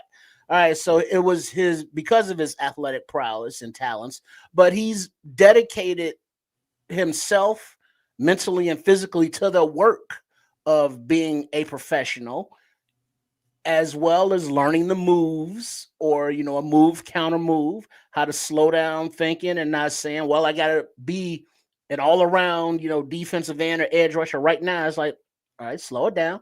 And he has flashed enough to remain on the squad. Now, he's not your, a starting, I would say, defensive end or edge rusher, but he's a solid athlete who can wreak a little havoc given the right circumstance and situation. And defensively, along that line, as long as there are other guys, he should be able to handle his one-on-ones, because ain't nobody double teaming Don Rob because of the other guys that we have on the line. So he has to be able to beat those one-on-ones, whether he's on the left side, right side, inside, wherever they line him up. But his not his advancement, his development is obvious. We can see that physically, we can see it on the field. Now, it's not enough for some people, but it was enough for him to make this roster, currently. So as long as he's developing, can't be mad at it. We would like him to come in a finished product or develop faster, but that's not always the case. Maybe it'll take him, as long as it has to now. It's like, okay, he's a solid, rotational kind of player. He's not going to be all pro, but he'll be solid enough to contribute to a winning team. I was very pleased with what I seen on tape. He deserves his flowers, man, because everybody counted him out. We when they're wrong, we get on them. But when they're right, you got to give them their flowers, man. He deserves his flowers, man. That man did everything he had to do to make this initial 53-man roster. And, you got to give him credit for it, man. Another guy that really, really stuck out was Chris Williams. Chris Williams actually turfed out Zach Pickens. That's the way you got to look at this. Chris Williams turfed out Zach Pickens. Kids, you remember me saying this to you? When I said Chris Williams is the most athletic 3-tech that we have on the team. And that includes Grady, that includes Javon, and everybody else that we have that runs out of that position. He's the quickest, most explosive one of the bunch. And that's saying a lot because Grady he's a bomb. He's a freaking explosive bomb. And Chris Williams is more explosive than him. He can really get upfield. And because of that, he turfed out a 3rd-round pick. Was it 2nd-round pick or 3rd-round pick in Zach Pickens? That is impressive. He went from a practice squad guy bouncing around from team to team to earning a spot on a 53-man roster with the new regime coming in the building. We grabbed Chris Williams last offseason off of a practice squad with Flus and those dudes. Most of those guys always get cut when the next regime comes. There's the changeover of regimes. This guy made it through that and got on the 53. He's not a practice squad player. You got to show that guy the ultimate respect.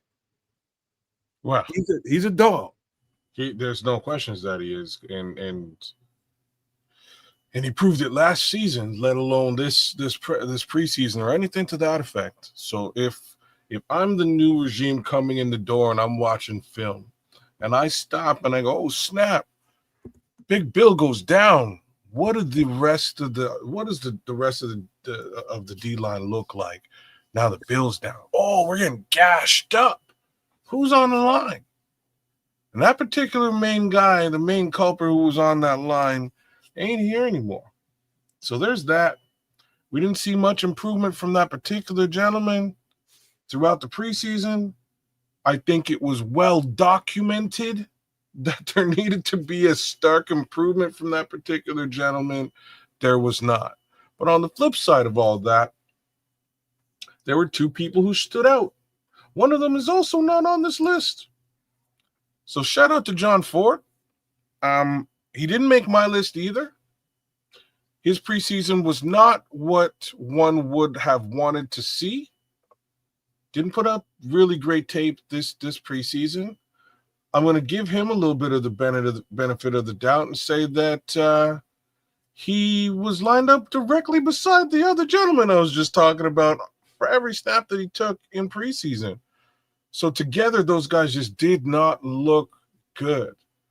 John Ford more or less saved the day last season, and I thought maybe you hold on to him, but there's only so much room on a 53-man squad.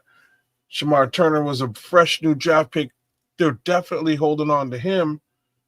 And when it comes down to it, if we're talking about the 3 remaining guys that you're sort of thinking of for backup capacity, Chris Williams, Zach Pickens, and Jonathan Ford, I think they selected the right guy in Chris Williams. Chris Williams, all the way through preseason, showed improved. And he also did during that stint last season when things were going sideways after Billings left. Chris Williams was the one guy that we could kind of count on, and he was holding it down, whether he was paired up with Zach or John Ford. He was doing a great job. Can you say earned it?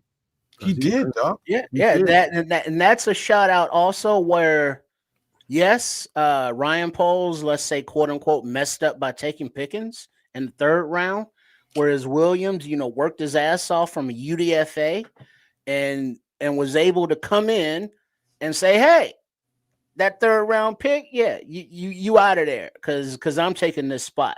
Maybe it's a different regime, different schemes, different, coaching staff and all that. same players, and Mr. Williams was out there balling. You know, we could see him in the games. You could see him showing up on film.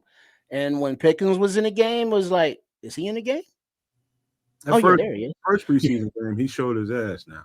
It was but that was just dude. He just tailed off like a son of a bitch, man. Too much, too little, too late. If he'd have kept going at the rate he was going trips after that first game, if he'd have kept up that, it would have made a tougher decision. It would have been. We might be having a different conversation, but he tailed off. Yeah. And so let the best players play and make the team, and clearly, Pickens was not as good as Williams over the whole course body of work. And I'm so glad you fellas that even that had to be tough for Ryan Poles, because no GM, I don't give a shit who he is, wants to see the guys that he picked, especially that high, go by the wayside and somebody else come in and he can give himself double credit or some kind of credit because he did draft Pickens, but he also grabbed Chris Williams, and look what happened with him. And so all the people out there kicking Ryan Poles and all on Twitter kicking him in the nuts about how many of his draft picks have worked out, and people live to do that kind of shit on Twitter. I hate it, but regardless, man, you clearly do, because there's some questionable shit, bro. The thing is, Ryan Poles is like, have him skip 3, 4, and 5, and just have him do 6, 7 UDFAs. There's no there. If there was a manual that every GM could have, you say you do exactly this, and every last one of your draft picks will work out. Every motherfucker in the league will have it. But this is what happens, man.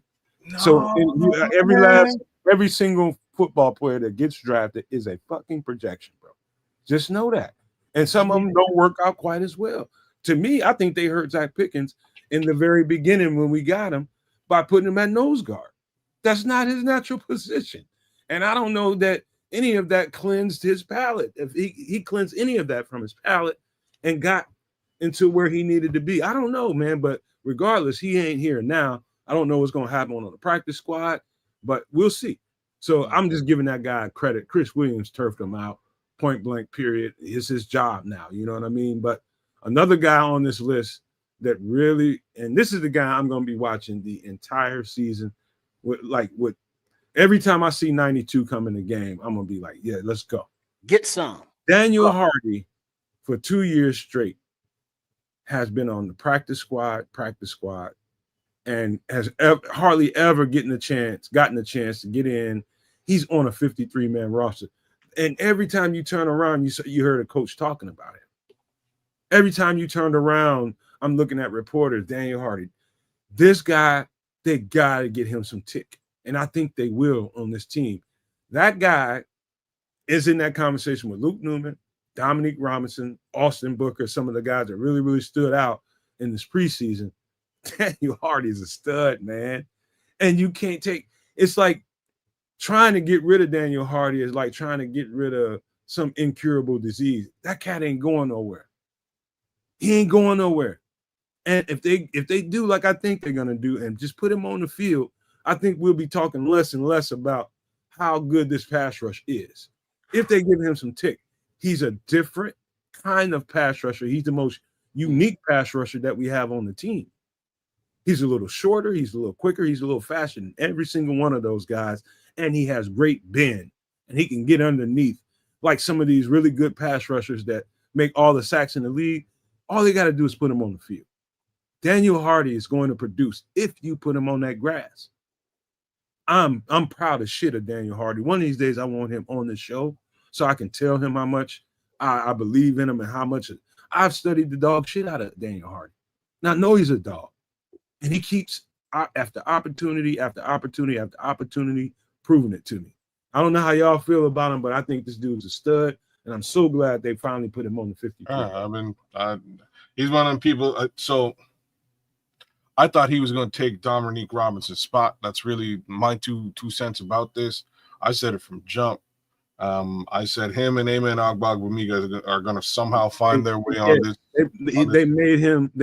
He made them get rid of Tano, and I know they didn't want to. Wow. Tano got to go. You keep saying that, but Tano didn't do a damn thing this preseason. It doesn't matter what he did in the preseason. I know what he can do. Well, he didn't do bring it. You in and you debut for a team. I didn't see anything really popping with him. And like, let's be frank here. I thought Dom Robb was out until I saw him popping out there. You know what I mean? He's there to prove it. Daniel Hardy comes every day proving it. Every day, whether he's on special teams, linebacker, you know what I mean? Like, don't matter where he's at. He's gonna hit somebody and put him in the dirt. That's what he does. He's coming to do it every single Sunday. So I know what they're getting with Dan Hardy, and I was ready for it. I'm not surprised for a second that he made this team. He made my 53 without question. I just wasn't like I said, I had a feeling he was going to take Dom Robb's spot, but in this case, Dom Robb took Tano's spot. That's my thoughts. You know, Hardy has been a baller since he's been here, and anytime he gets on the field, because he's a football player. Yep. Special teams is like he just wants to run down there and hit somebody, and you got to block a kick or a field goal. Okay, let me get that. I get to play defensive end now. Let me get this sack force fumble. I got to go in linebacker. All right, I can drop off in the coverage. What you need, coach? Daniel Hardy is that jack of all trades, master of none except being a dog. So he is going to make a play because that's what he does. That's in his nature. Every time he's had an opportunity on the field, he's made the best of it. And give him an opportunity on, let's say, the NASCAR package line with Booker on the other side. You know, that's going to be a problem for those ends because they just scream after the ball wherever it is.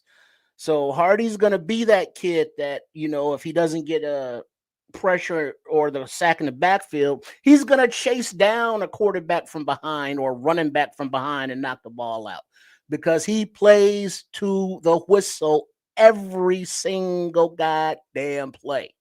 And I love that about him. Man, dude, I'm telling you, Daniel Hardy, you just wait. No maniacs, you just wait. Watch 92 this year. They didn't keep him on the 53 not to play him. They put him on that grass, and the more and more they put him on that grass, you watch. I'm telling you, man, I know a stud football player. He's gonna be one. The rest of these guys, yeah, the rest of these guys on this list, no surprise here for the most part here. You know, I think that group is coming together as we speak. They're learning to play with each other. Now that they're down to so many people in the room, they're just going to get better and better. Both sides of the trenches on the offense and the defensive side of the ball. Now they get better. This is the most important time for them, is now they get to take multiple reps with each other, and you ain't cycling out guys. And, you know, this is the good shit. When they start taking reps with each other on a regular basis next to each other, this is going to be the good shit. So expect that group to get better and better throughout the season. This next group, really no surprises here, but kids, I gotta really? I gotta tap you a little bit because I told you Nick McLeod was gonna make this motherfucker, didn't I? Okay, that's where you're going. Yeah, I didn't see anything from Nick McLeod all preseason. I got to be straight about that. Mind you, I mean he's a veteran player, so this probably, in my opinion, has more to do with what he's done than what he did. You know what I mean? Like there's. You just said the same thing. What he's done and what he. Come on, man. What he's done. He made what it. He did right. He made it, kids. He made it. I didn't say he didn't make it. I'm just saying, give him some credit. I don't have any credit to give him. I didn't see shit from him. You got to give him some credit. And the possibility he's only made it because Smitty went out. Well, there's the Smitty going out. There's also two other things. The other two guys who got cut from this cornerback room, I think Nashawn Wright might have been up the field this past Friday, right? Both 23 might have been the other cut. Oh, Trey Flowers, 23 and 26. Both those guys didn't play very well.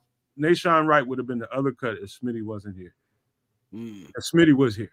You think Nick McLeod would have made it over Nashawn Wright? Yes, because I think they can supplement Nick McLeod in the safety room. I keep trying to tell you that. Okay. We only kept 4 fucking safeties. Huh. So that's a strategic move. I kept trying to tell you he can give some run in the safety room. He can play both inside and outside corner spots. The slot, he can play both boundary spots. He can play some safety if they threw him out there. So he's versatile. Yeah. Yes. Okay. I kept trying to tell you that. All right. Well, he's like he made the team. You know what I mean? Like I said, Right. I didn't see him do. I didn't see anything with 24 in these preseason games at all. I saw 23 out there, and 23 was hurting. Speaking of getting hurt, then Smitty got hurt, so they had to keep somebody. And 26 was also out there, and he wasn't doing very good either. Samo, I think Nashawn Wright ain't safe. I think you saying McLeod ain't safe. Yeah, I think Nashawn Wright ain't safe. That's just my waivers are being placed, and if hell, I look at it like this: McLeod and or both Wright ain't safe, depending on who they can claim. Well, why? Because we saw Wright get toasted, but he's okay, I guess is what we got. But theoretically, we really shouldn't have to see McLeod on the field unless somebody got hurt in cornerbacks or the safeties, unless he's on special teams. So, I mean, he's, he didn't show a lot. I think, kids, the point was he did, but didn't. He didn't show a lot this preseason, but he's here based on his previous. That's what I said. It's more about what he has done in the past, right, versus what he did in the preseason. That's exactly what I was saying, right? So if you're looking at his previous film, and that's the reason why you brought him in, and that's the reason why he stuck around, I can't argue with that.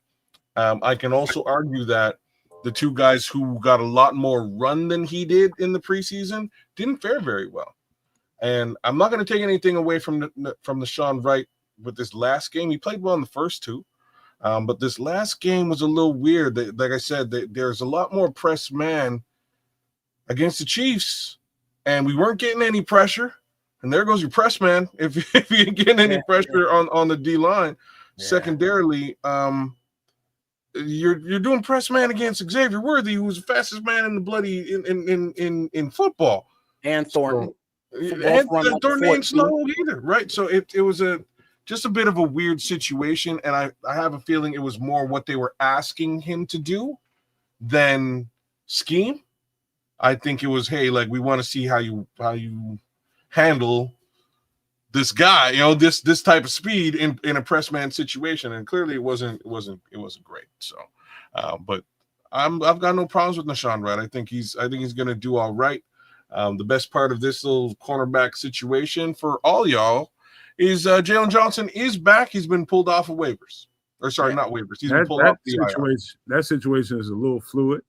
I don't know exactly how that's going, but we'll see moving forward. But I do think I have to stop and point out Samo is right. The waiver wire period, I do think there's a move to be made in that room. I do think there's a move to be made. So there's corners out there. So and we're going to get into a couple of them, I think. Yeah, we're going to get into a couple of them. That room is look out for that on the waiver wire in the next 72 hours, man. I think there's a move to be made. Samo's right about that. There could be some additions there. So let's move to the linebacker room. There's definitely no surprise here. Really? Most people, Carl Jones isn't a surprise. He's a surprise.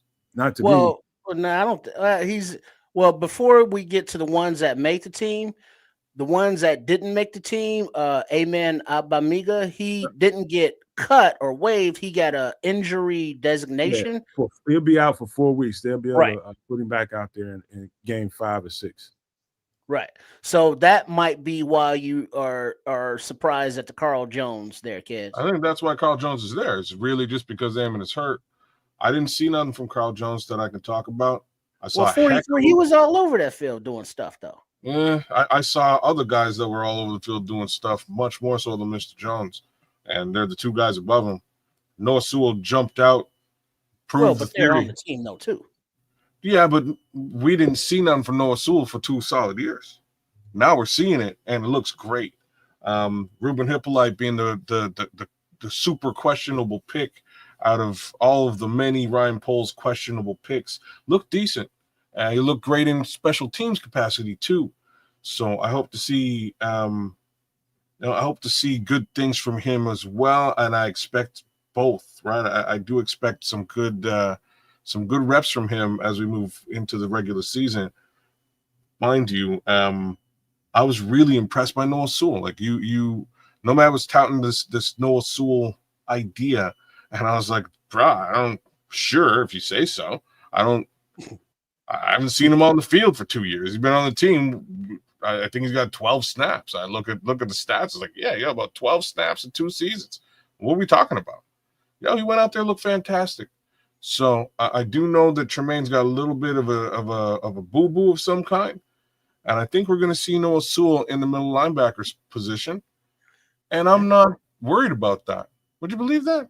I think he's going to do great. He was wearing the green dot, calling out defensive players, getting everybody lined up. Paul? He looked good doing it. What up, Paul? He is finally showing that it's like, okay, he's developing, and it's like, okay, you look like a good linebacker.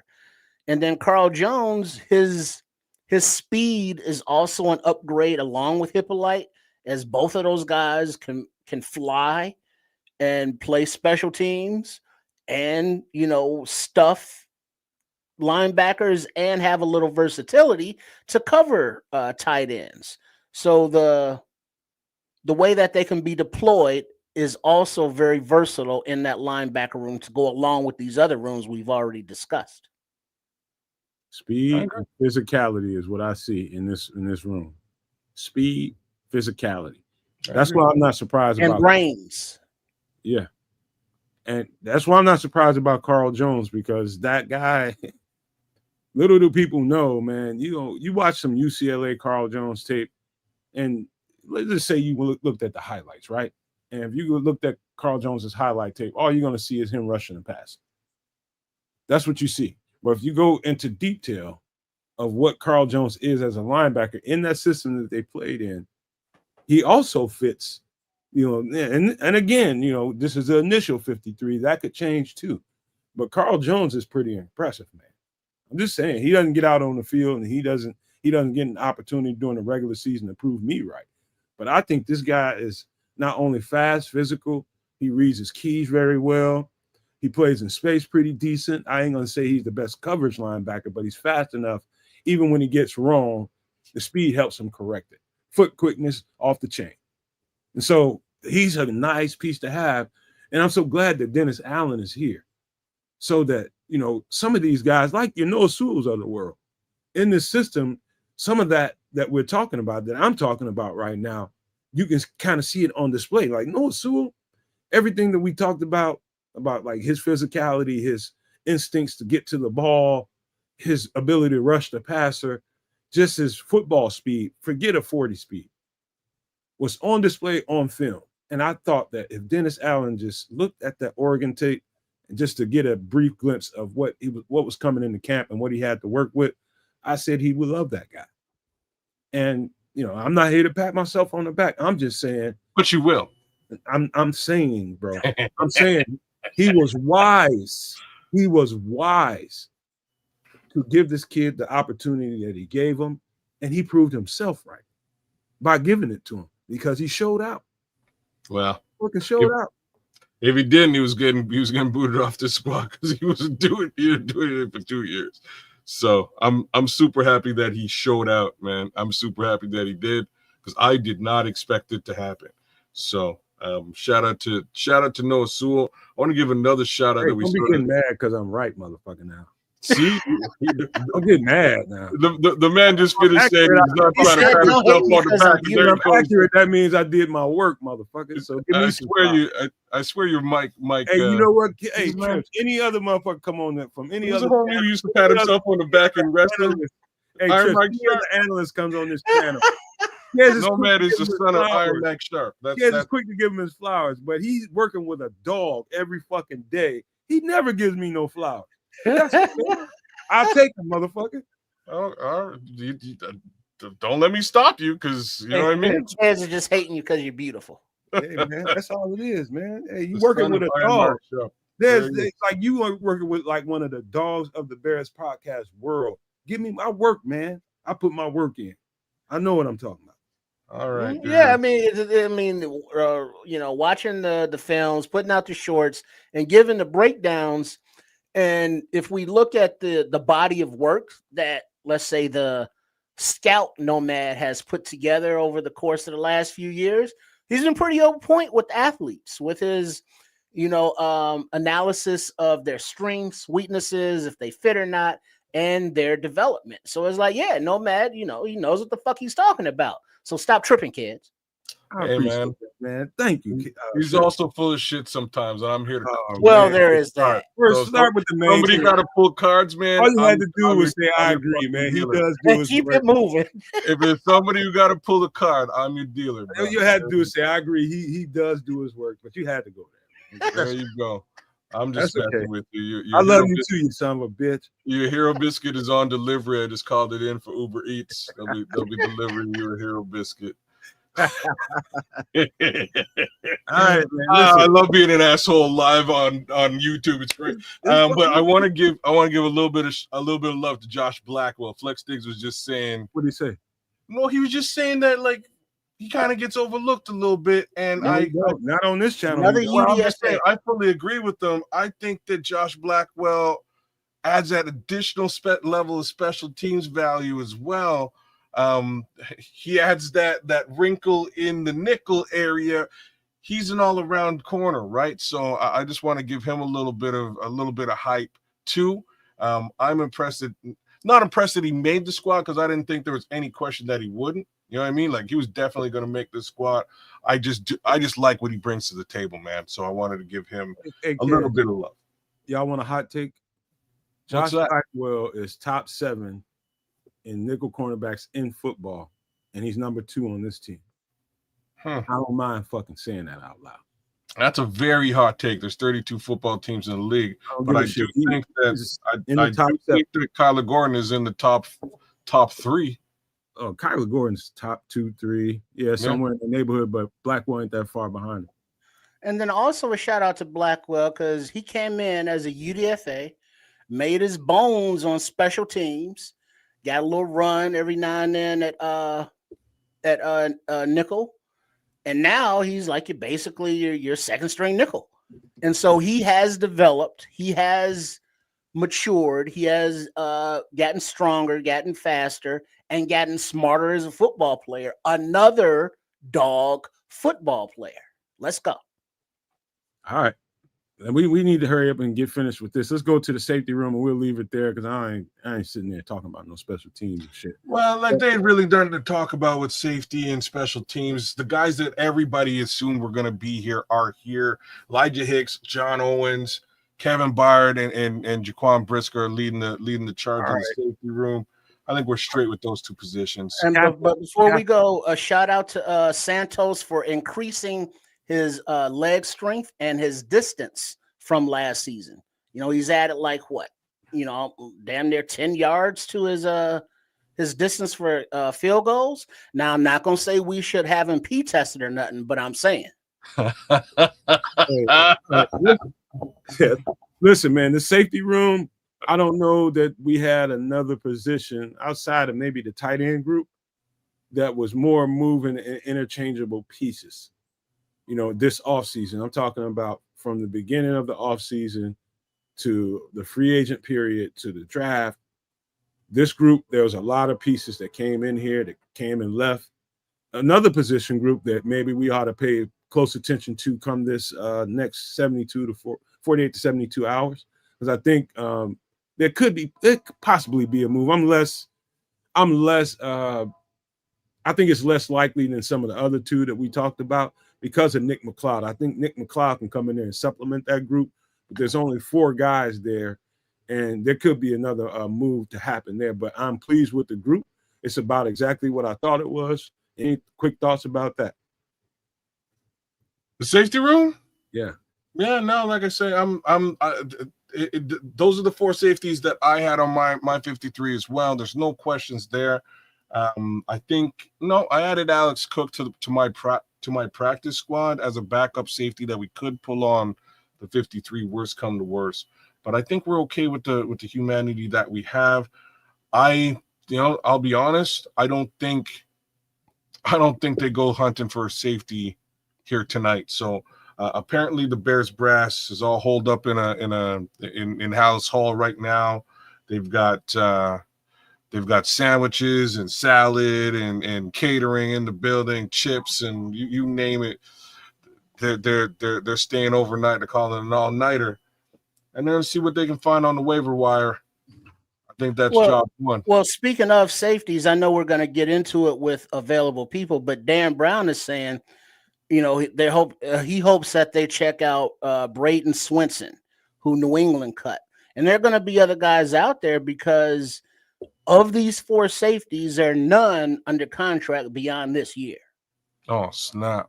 That's fact. If there's a way to get in some younger or better talent, you got to investigate.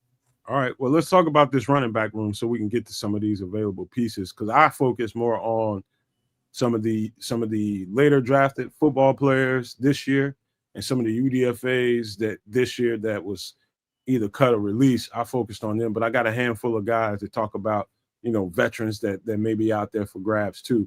But let's talk about this running back room. I've been saying it all off season. This ain't good enough. And it ain't good enough. I don't care what nobody says. Everybody's like, so many people like, no, man, we're fine. No, we ain't. No, the fuck we ain't. That room ain't good, man. By no stretch of the imagination, unless Roschon Johnson and Kyle Monangai turn into Barry Sanders overnight, this running back room is fucked up. And we need some help. There ain't no two other ways about this, man. In order for us to get this offense going in the way it needs to go, this running back room has to be better than this. There's somebody out there that we don't have on this team yet. We're going to talk about that in a minute. But what say you about this running back group? Should be no surprises there. No surprises, because I was on the Astrogenti train. I said, trade up, go get yourself a running back. Didn't do that, and they said, you know what? Let's wait. We'll get him in the second round. And before they could blink, all the other guys, the other targets that they had lined up were gone, and there was a shining wide receiver in the mix. And they went and picked him up. And I think the league is going to be so mad that they let the Chicago Bears get Luther Burden 3. I think the league is going to be mad about it at the end of all this. But that being said, we still have a massive, gigantic, gaping hole in a running back room. And, I kept these 3 guys on my 53 for one reason and one reason only. Ian Wheeler had already been cut, and to back that up, Hankins is hurt. So's Travis Homer.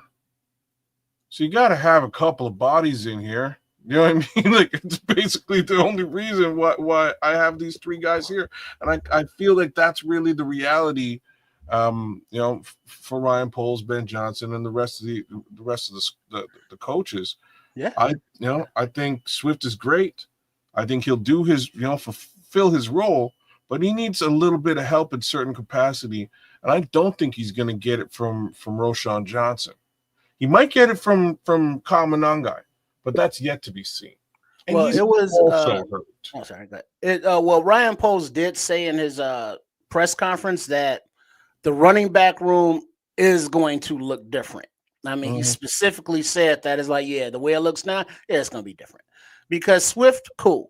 All right, Monangai, rookie, worked hard, looks good, cool. But like King Booker is saying, Rojo just, when he's on the field healthy, what have we seen? I mean, what can we say Rojo's good at? I mean, we don't know. He's good at putting his head down and barreling into the thing, which is scrambling up his yokes up there. And that's not a good thing for a running back. So, I mean, I guess Britton Brown was just a camp body and maybe practice squad to, take some of those reps. Britton Brown wasn't pretty much. But Britton Brown, I saw more than I've seen from Roschon in his career here. And I've been paying attention. I've been watching, as we all have. And unless somebody can, share with us, no maniacs, anybody, what I mean, cool cowboy hats and shit, but I mean, on the field, what are we doing here? So with the Homer on temporary IR, he should be back in 4 weeks or, scheduled to be or whatever, even though he really doesn't bring much and offer into the running back room as well. They're definitely going to be scouring that waiver wire for some humanity in that room, as kids would say. Hey, man, I want to say this, and Crimson is not wrong. I'm going to read it. He says, who was Rojo coached by the last couple of years? Let's see what EB does with him. You got that. You got that going on. True. I think the improvement, and I've been saying this too many times. I feel like I'm a broke ass record, but to be judging these running backs that have been here, given the situation and the functionality of that offensive line, I think it's totally unfair. And so on Crimson's side of it, I'm not trying to besmirch Roschon Johnson. I don't think he's a great running back, but I do think he's very serviceable. Same way Khalil Herbert was, guys like that can get. You gone too far, dog. Hold on. You gone too far with that. I was with you. I was going to shut up. Let me finish my take. I this will. Offensive line lacked consistent functionality, and to judge these running backs, knowing that, it's great to have a hot take and a laugh, but the truth is, maybe we have been underestimating what Roschon Johnson can do, given the state of that offensive line. That offensive line was poor. When I say poor, I mean take one O off. That motherfucker was in the R. It was Poe. I mean, it was Poe. And to judge Roschon Johnson is a little unfair. And so I do look forward to what he can bring to the table. I think he's still a decent piece, but everybody else is just a mystery to me. Even Kyle Monangai. I think there are better pieces out there. And we're going to get to some of that. Last thoughts on the running back room before we get to a couple of players that might be out there. No, let's look at who's who in the zoo right now, because you just named one of the guys that happens to be in that zoo, and I think he's an upgrade to Roschon Johnson one time. Well, let's just stick to that. Let me get to that, man. Let's stick to the room. I'm good. I gave my take on this room. We know where we are with the room. What do you think, Trips? Yeah, we can keep it moving. All right, let me get this down and let me get to some of the. We ain't gonna get right to the running backs, so just gonna let y'all know right now. Okay. But I do got a couple of guys that we should pay close attention to. We'll start with a running back. This is Montrell Johnson out of Florida, 5'11", 216 pounds. I think he got cut by. I can't remember who he got cut by, but this is a very, very physical, strong running, has some long speed, very good back. Now, if we were ever a lucky enough team to be kind of deplete in the running back room and to have opportunities in the out here, this is a good time to have him. This is a nice looking running back right here out of Florida. The No Maniacs that have been following the channel, they saw the shorts on him, and he's out there. He was in I can't remember exactly what team it is. No Maniacs can help me. So he was a Philadelphia Eagle. I'll help you. So there it is. There it is. You go to a team like that, even if you're a really solid football player, you might not make the team because the team is so deep. This is a good running back. I'm telling you. You're not beating out Saquon Barkley or Kenneth Gainwell on that team. So that's probably got a lot to do with it. The one thing that I'll say two things about this guy. The first one is I've never seen him play. All right. I'll be completely upfront and vanilla in that respect. Never seen him play. I've got nothing to offer in that respect. What I do have to offer, though, is that if Howie Roseman drafted this guy, he's probably a lot better than anybody knows. Why? So I'm pretty sure Howie Roseman is the best GM in the entire league. They got some great talent evaluators inside that building. Is this a rookie? Yeah. This season, drafted this year. I mean, 5'11", 216. That's a short, bowling ball kind of, stout fella. And hey, I'm not familiar with him, but if Nomad, who is good at scouting, right, kids, says that he's good, What I'll did you go want? with it. Did you want a soliloquy on there, or what did you want? I'm trying to let you give your take. You give your take, dog. Well, we just an agreement was good. That was good. See, there you go. So, but yeah, if the room needs an upgrade, running back room for the Bears, that is, and there is talent out there that can be had that would assist in upgrading that room. If like Howie Roseman, the GM extraordinaire says, "Hey, this kid's got talent. Let's draft him." But our room is so deep we can't keep him, and our team is so deep we can't keep him. Let's see if he can get to the practice squad. It's like, yeah, let's go and snatch him up. Because guess what? We need help in the running back room. And you know what, Trips?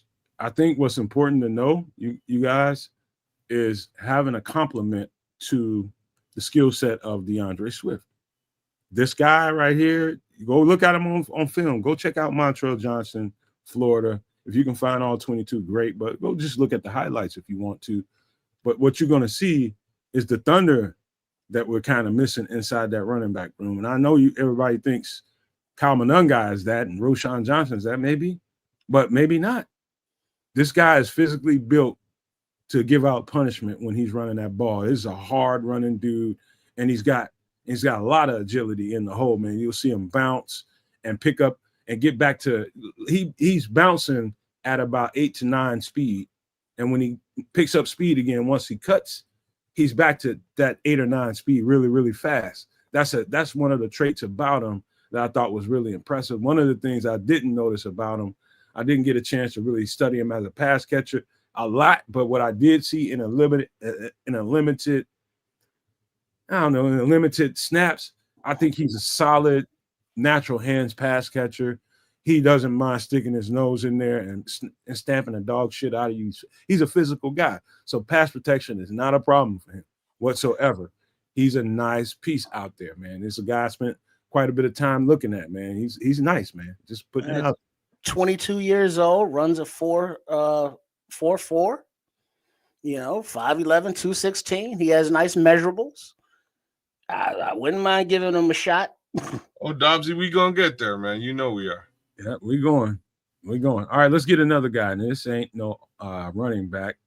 This is a guy that I studied during the offseason. He ain't running back. He ain't running anything. This is Omari Thomas. I think he got cut from, I don't remember. Somebody help me out in the chat. Omari Thomas, rookie. I think he might have been a later round pick, or if not a UDFA, one of them. But you're talking about a big guy to supplement your big guys. One of the things you notice on the roster that there's only really two really big guys on the team, and that's Billings, a really, really big guy, and you got Jervon Dexter. Everybody else is kind of, the quick twitchier guys.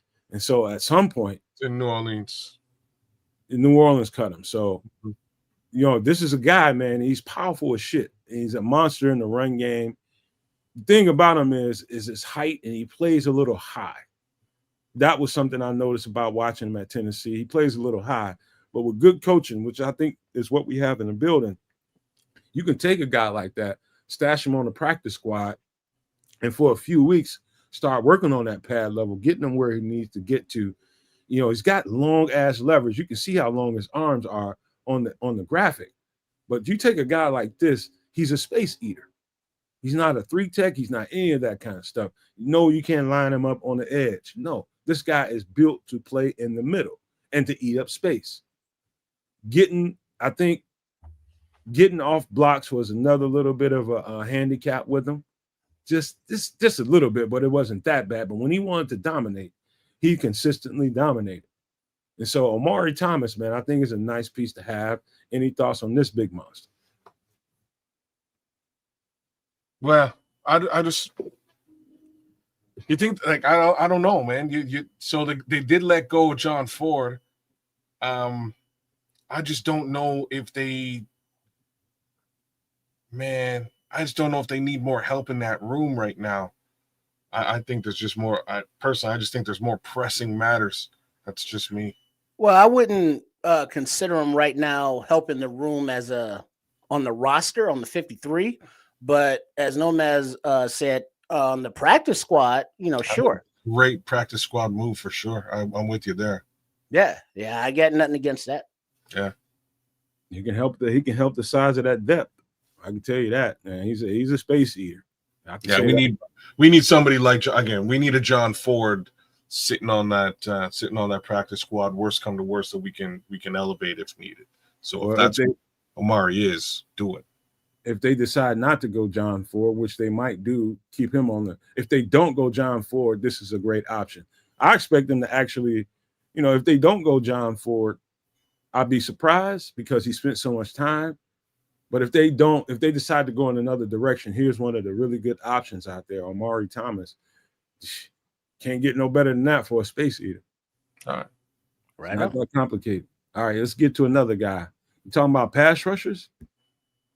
2 years ago, which this kid should have come out. This is another Philly cut. Of course, it's on Philly, and they loaded with pass rushers, right? Does that mean that this football player is a bad football player? No.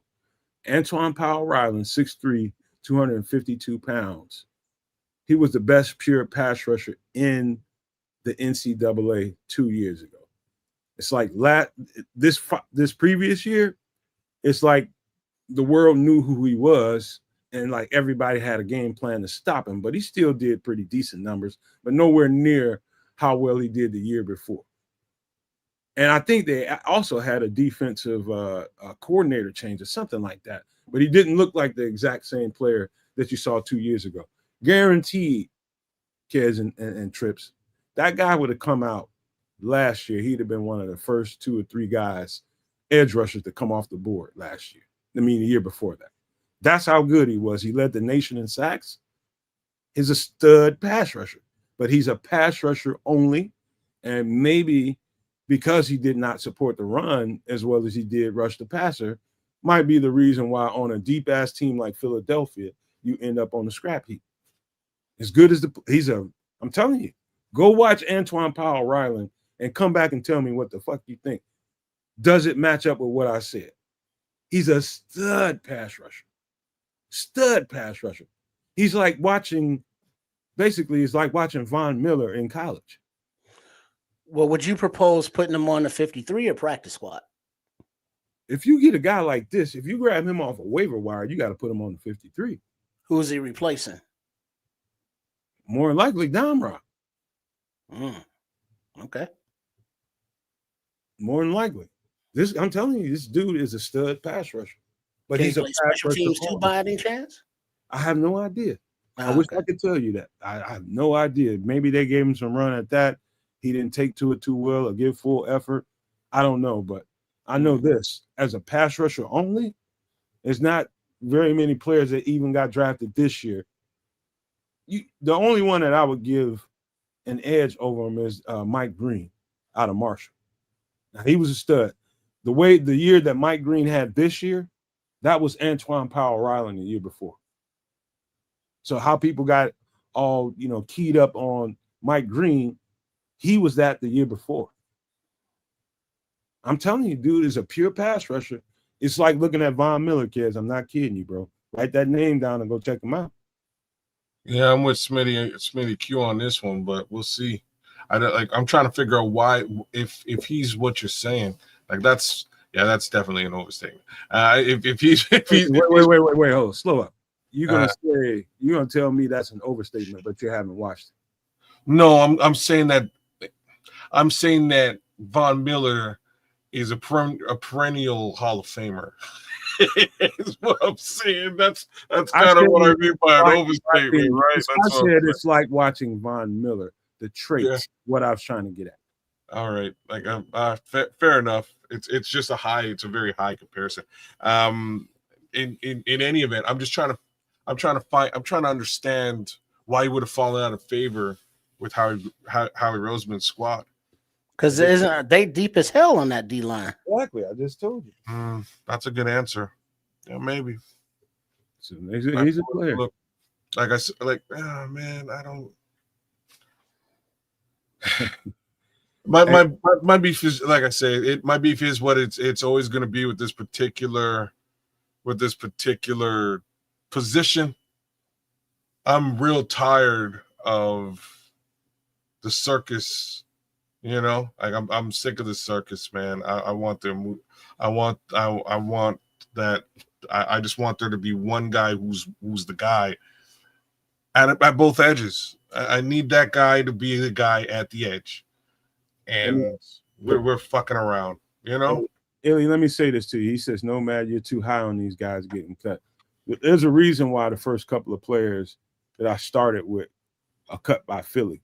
When the champs, a team as deep as Philadelphia, cuts players, that's not the same as like when Cleveland or Arizona or some team that's barely trying to get to functionality cuts a football player. When those football players get cut off a team that deep, that doesn't mean they're bad football players, Illy.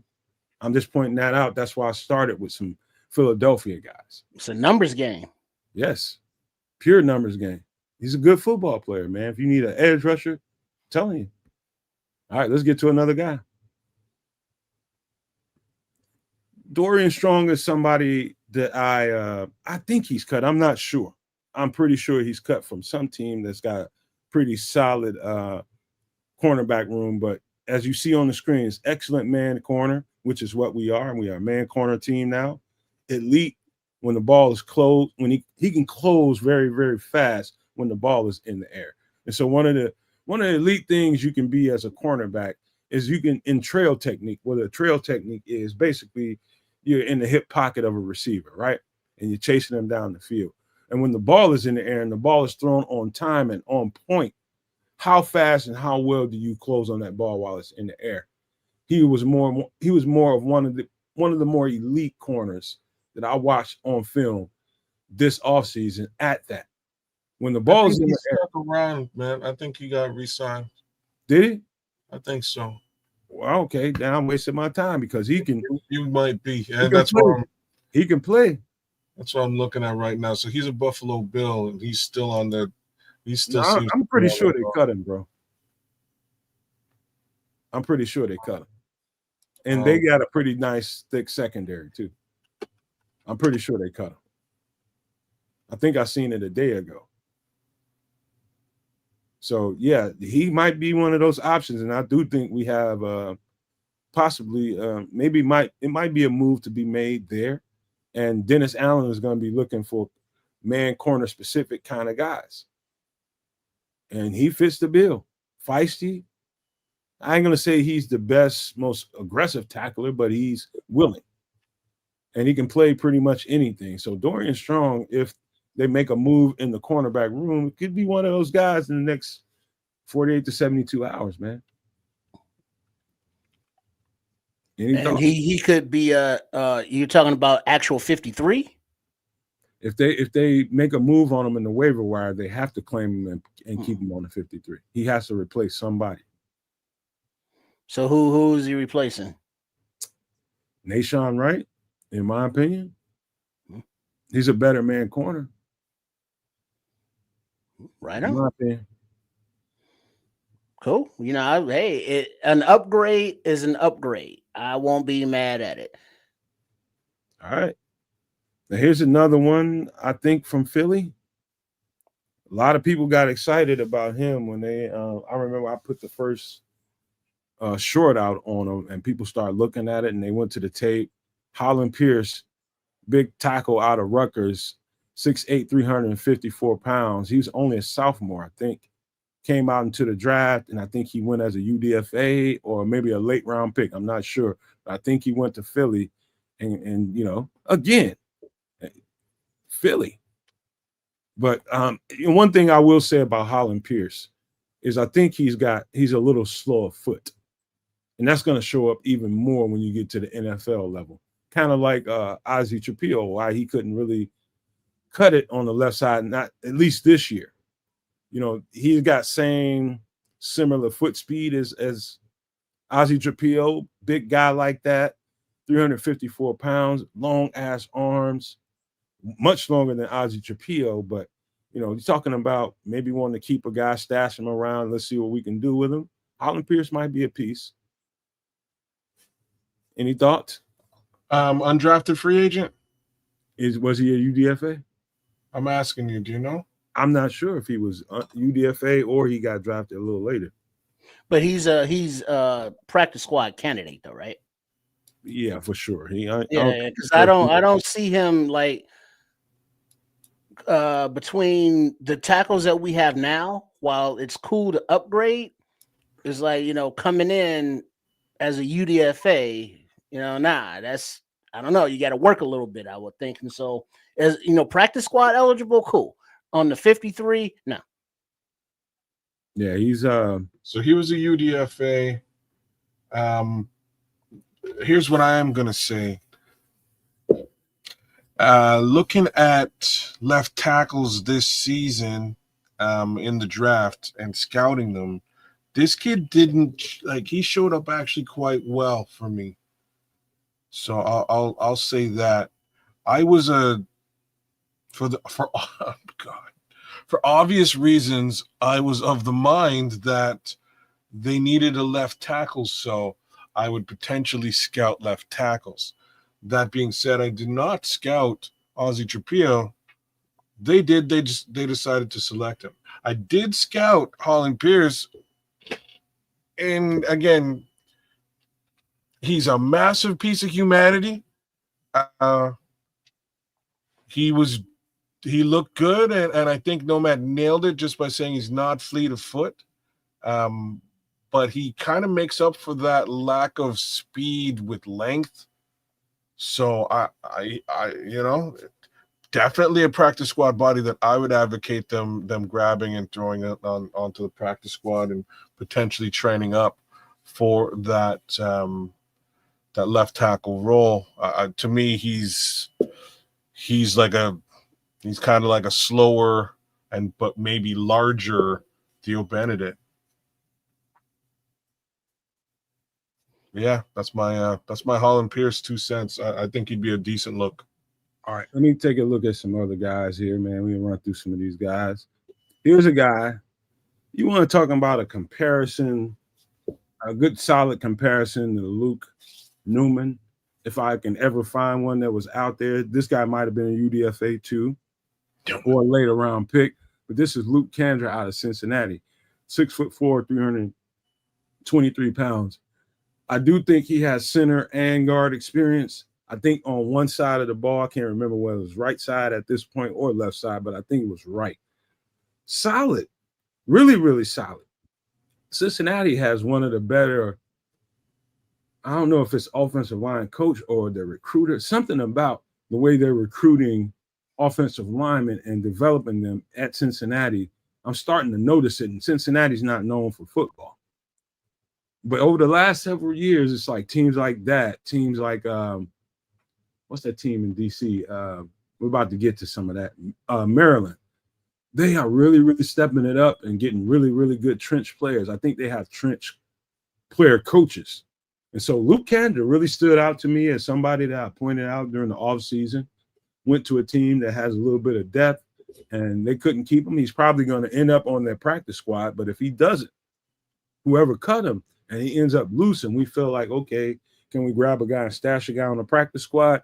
No, he's not going to come on this 53 and replace somebody. Not at all. But we're just talking about possibilities if they want to make some moves. Luke Kandra was a guy that I studied hard. I think he's got some solid tape, as solid. I think his tape is as solid as Luke Newman's. You know what I mean? So just wanted to put that out there. Any thoughts on this big, huge? He's strictly a guard or a center. He's not going to play tackle or any of that.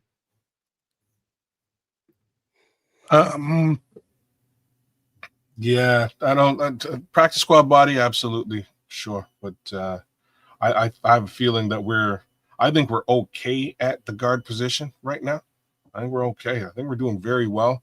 I think we've got Karan that we're trying to bring up, Luke Newman as a very viable and quite skilled backup, and we've got the 2 Pro Bowlers in position right now. So it's just one of the guys, probably and Ryan Bates. I'm discounting Ryan Bates. Just the one position that I don't think they really need additional humanity for.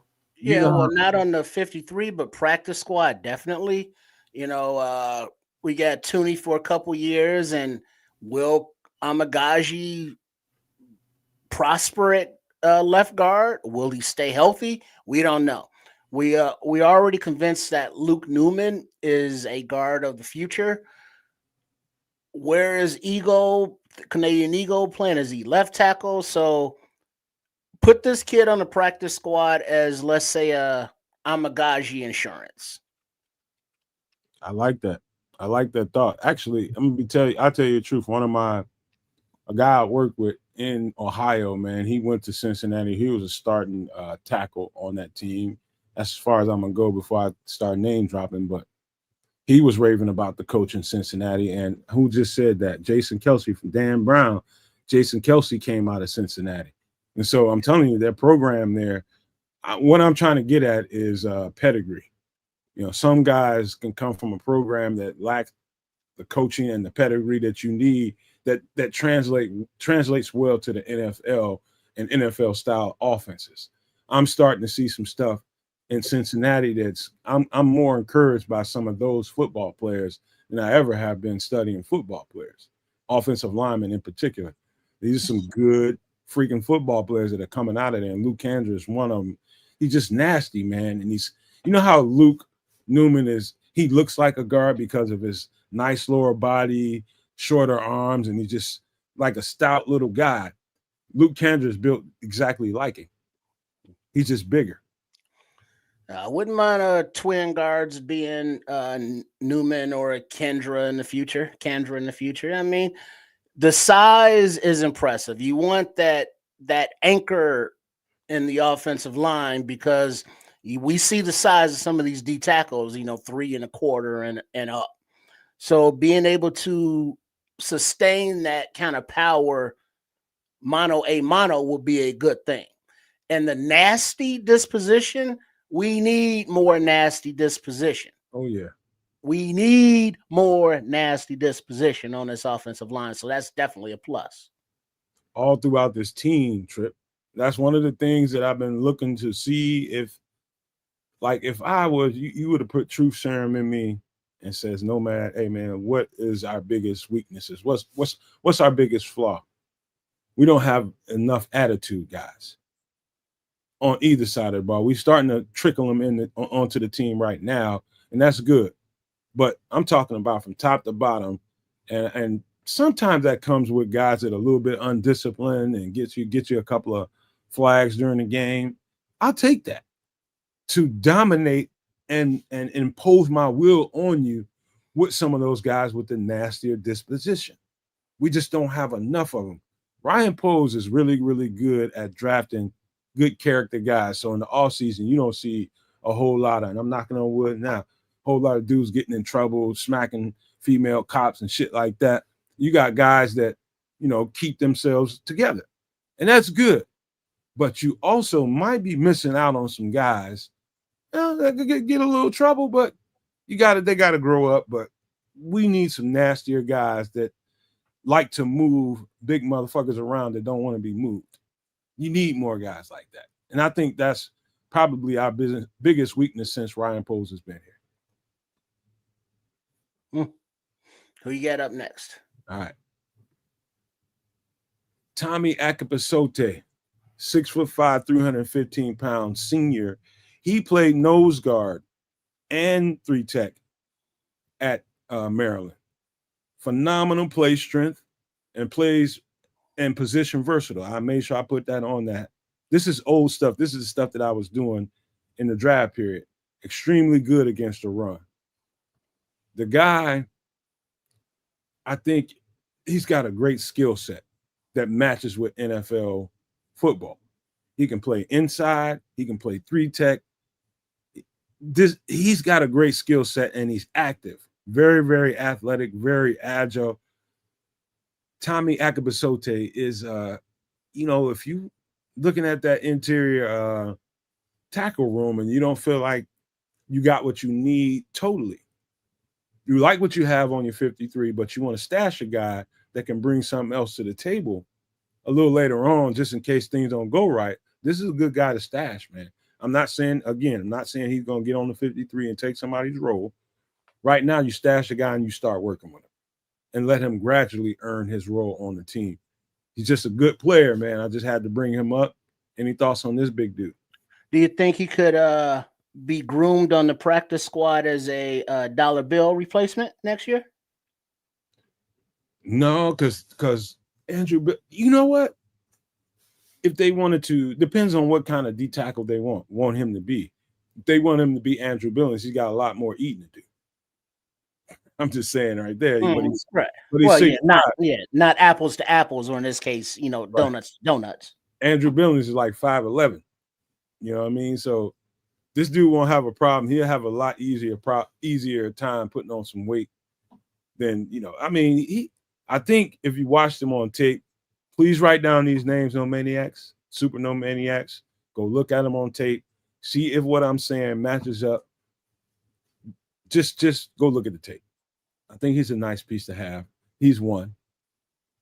I don't know what Kids is doing. He just left a private chat.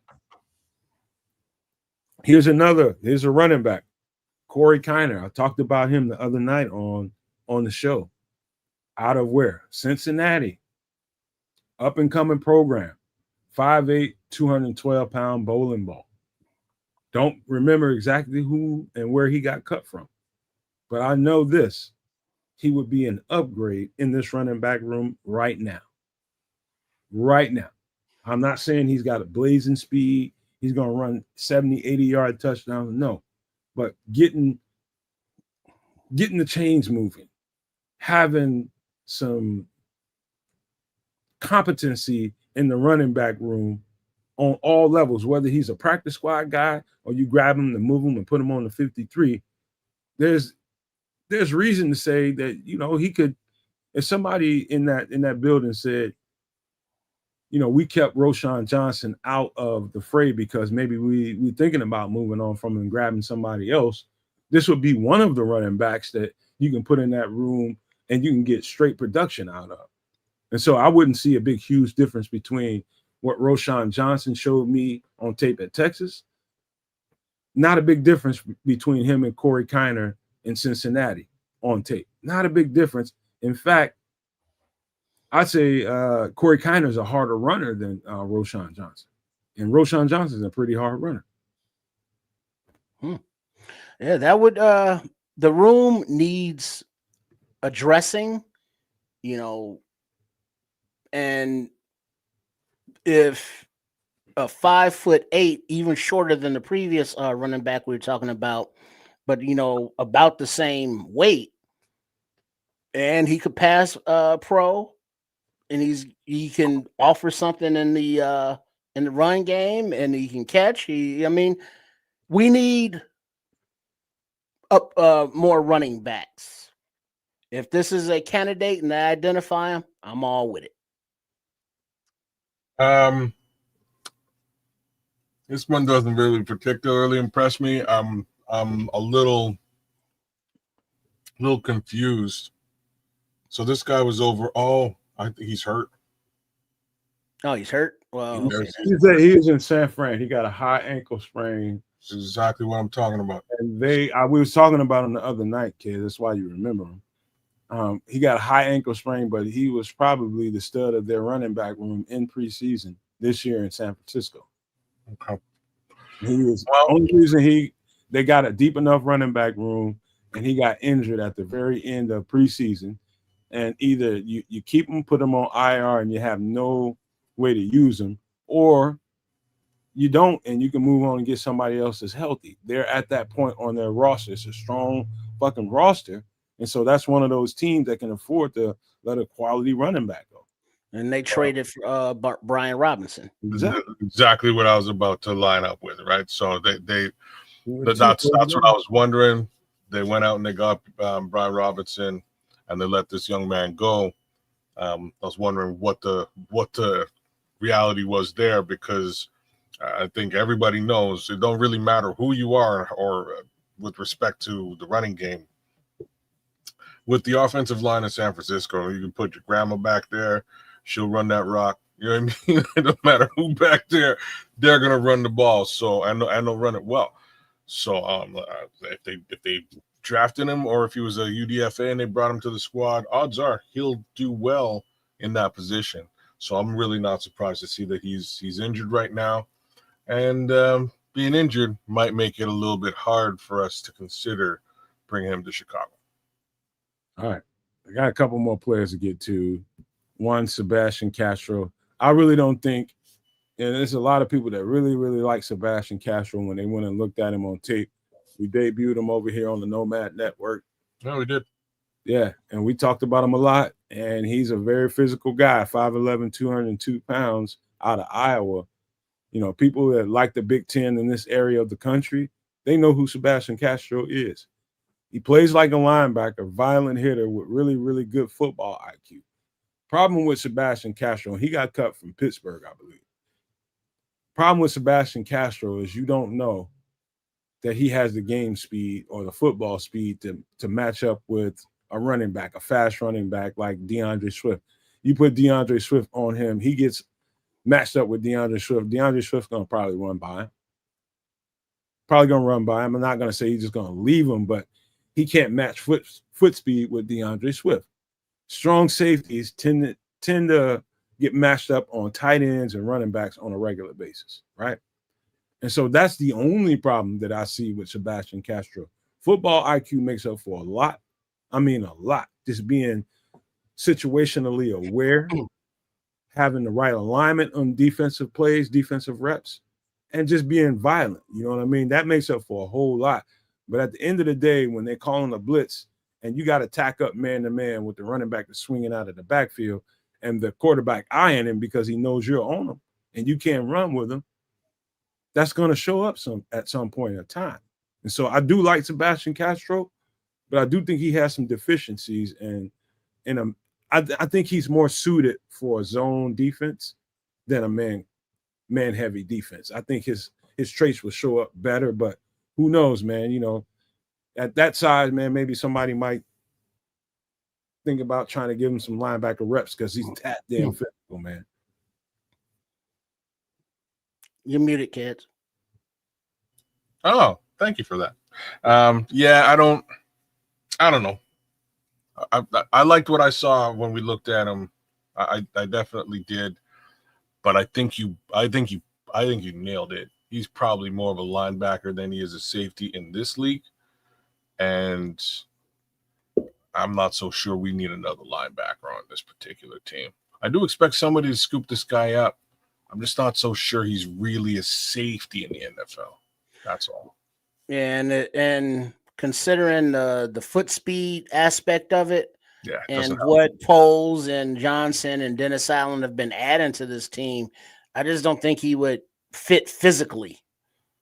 You know, being able to hold up in a Dennis Allen defense when, you know, they're blitzing in front of him. Now he has to cover somebody. And the speed is just too great in the league to be slow out there in man coverage. You're right, man. That unfortunately, as much as I like him, you'd have to have a special plan for Sebastian Castro. I don't think he fits in this defense at strong safety whatsoever, but he was just a name that I know people like this guy, man, so I had to bring it up. Who knows, man? Who knows? But let's get to the next football player. Now, this guy I'm very high on. This is Jasheen Davis out of Wake Forest, 6'3", 270 pounds. Fits the bill perfectly, does he not? Height and weight, guys. Fits the bill perfectly. And he's a good, solid pass rusher. One thing about him that I noticed on film, the more I watched him, and you start watching, the best thing you can do when you start watching film for all the people that aspire to do this kind of stuff and want to start with watching tape and, wanting to scout and do that kind of stuff, it's fun to do.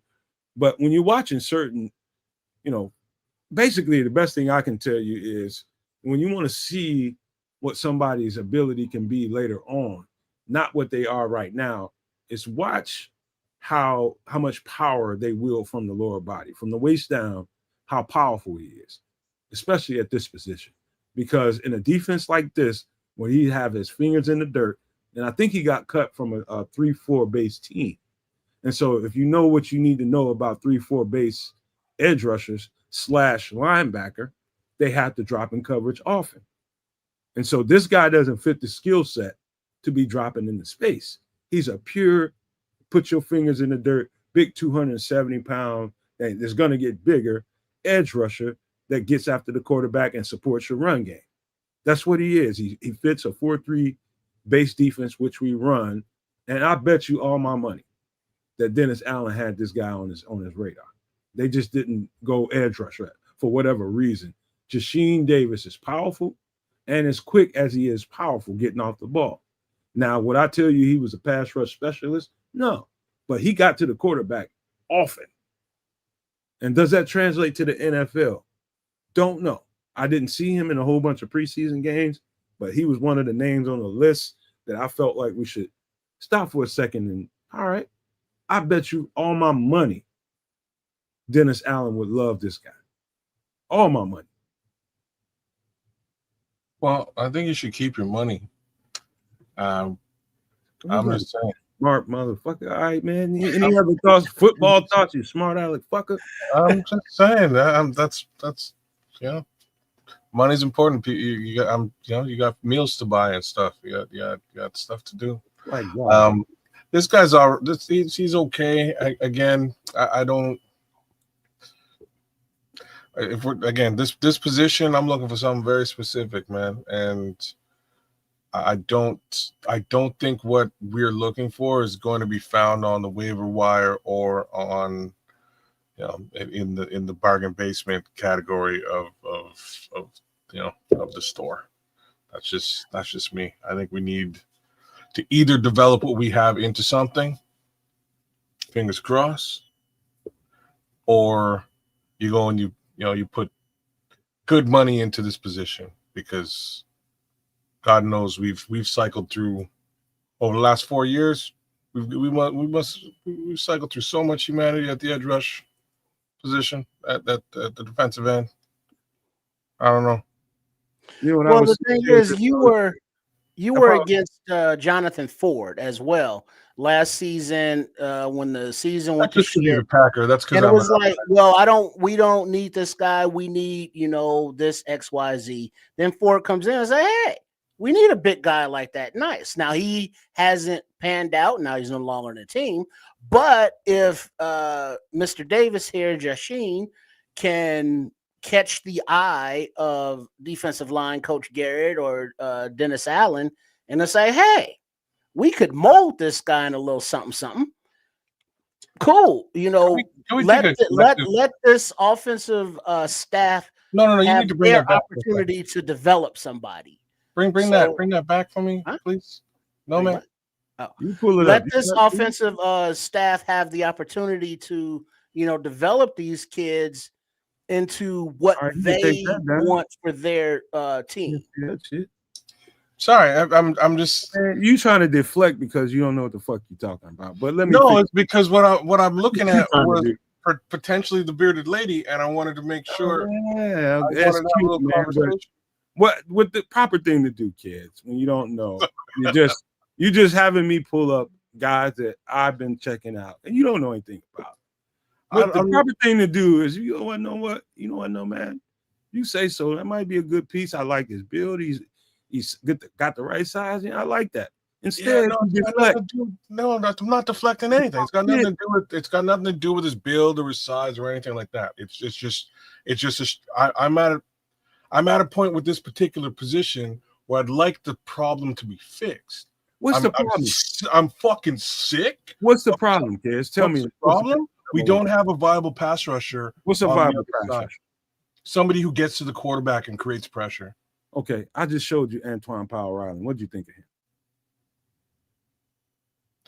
I think that he's a developmental talent that we're going to have to work into to become that you haven't seen a on viable pass rusher. That you haven't seen play.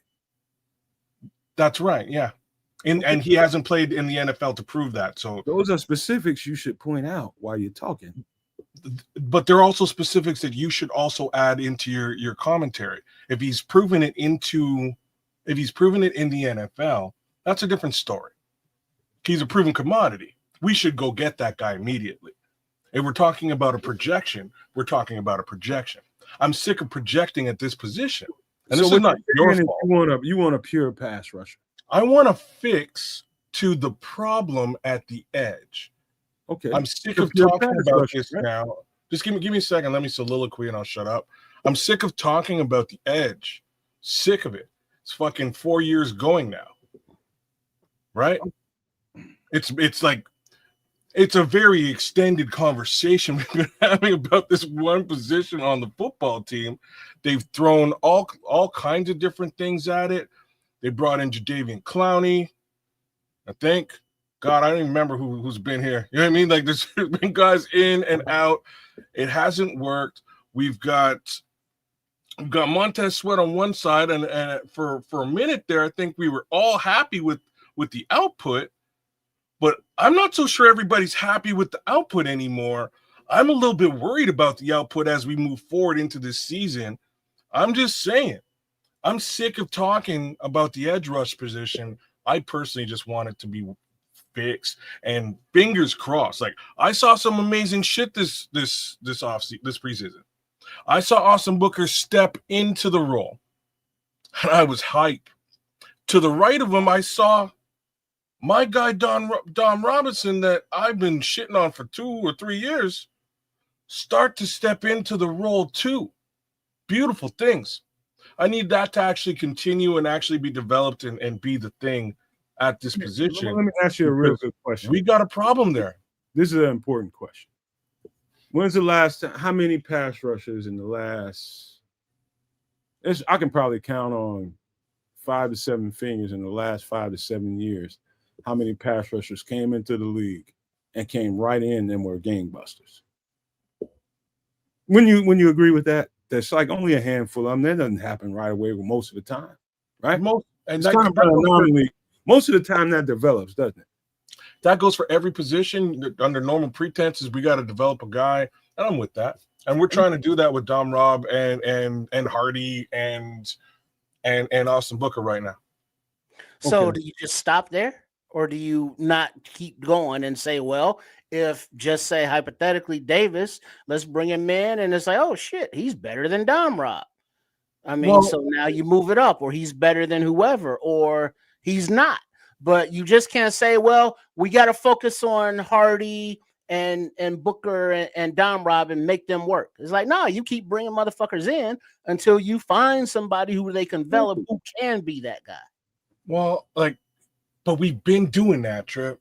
Like, have we been those guys or end with those guys? If it doesn't work out with those guys, we're gonna go back to the draft and hopefully eventually actually just get a guy. Yeah, but the draft is next year. We're talking about now on the practice squad to develop somebody. Yeah, but that doesn't. If we're developing somebody right now, we want them to play and produce. That's part of the development. That's not what develop means. I'm talking about develop as put them on a practice squad down the road, in the weight room. Let them get that professional chef cooking. Let them learn a bit and then see what he has.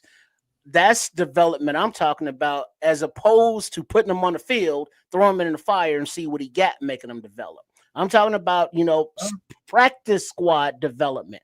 That's what the practice squad is for, to develop guys into players. And so, we'll see. Not saying, well, we got these guys. I don't want this guy. I don't want this guy. Well, you need these guys because somebody's going to turn into a player, and you got to keep cycling through them to find them. Yeah. Daniel Hardy being a good example of that. Like I say, I'm pleased with the development thus far with those 3 guys.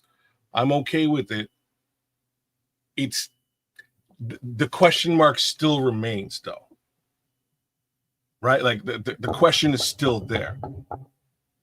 Those edge rushers is a question mark. It needs to be addressed. If either one of those 3 guys that we have been developing steps in and assumes that position, that role, I'm with it. More power to you. keep developing talent on the back end. Hopefully they will also rise to the occasion. I'm not so sure about that development case scenario. I have a strange feeling we will be in the draft in 2026 selecting an edge rusher with our top 2 picks. I thought we should have done that this past season and the season before that, and maybe even the season before that one too. Kids, what you're looking for is somebody that basically you're looking for a ready-made dominant pass rusher. And if you can't, those if usually you can't develop it, buy like. Well, if you want that, those usually like Micah Parsons is a one-off. That guy was that guy in college, and he became that guy in NFL right away. It's a one-off. Like you're looking for that.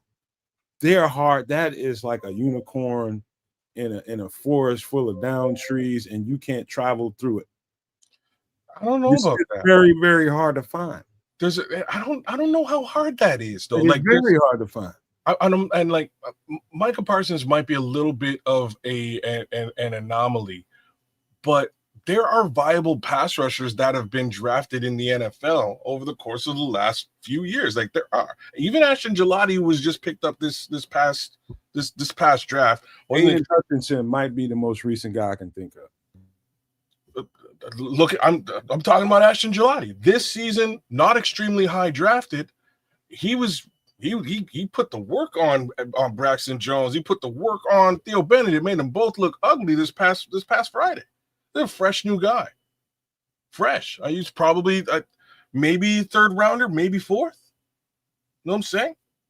There's guys out there that we could select and bring onto this team, or could have selected and brought onto this team. There was a stark decision not to. And we're still talking about this fucking role. That's my problem. That's where I'm at. All right. And I hope these guys we have on the team are ready for this role. And I believe in a couple of them now. Like I do. I believe in Austin Booker. I'm really pleased with what I've seen from Dan Hardy, just as much as I'm pleased with Dom Robinson. But we got about a week to go. We need to see it on the field. All right. I'm just going to go here and let y'all do a little talking. I've done enough talking about this football player. He got cut in what I think is the deepest running back room in the NFL right now, on par with, think about another deep running back room. I think is it Seattle? Yeah, I think New England's a pretty deep running back room too. They emphasize running the ball as much too. But I'll stop right there and I'll pick up the pieces after this. What do you guys think of grabbing Damian Martinez off the waiver wire? I don't love this guy anywhere near as much as you do. But here's what I'm gonna say, and it's clear and obvious.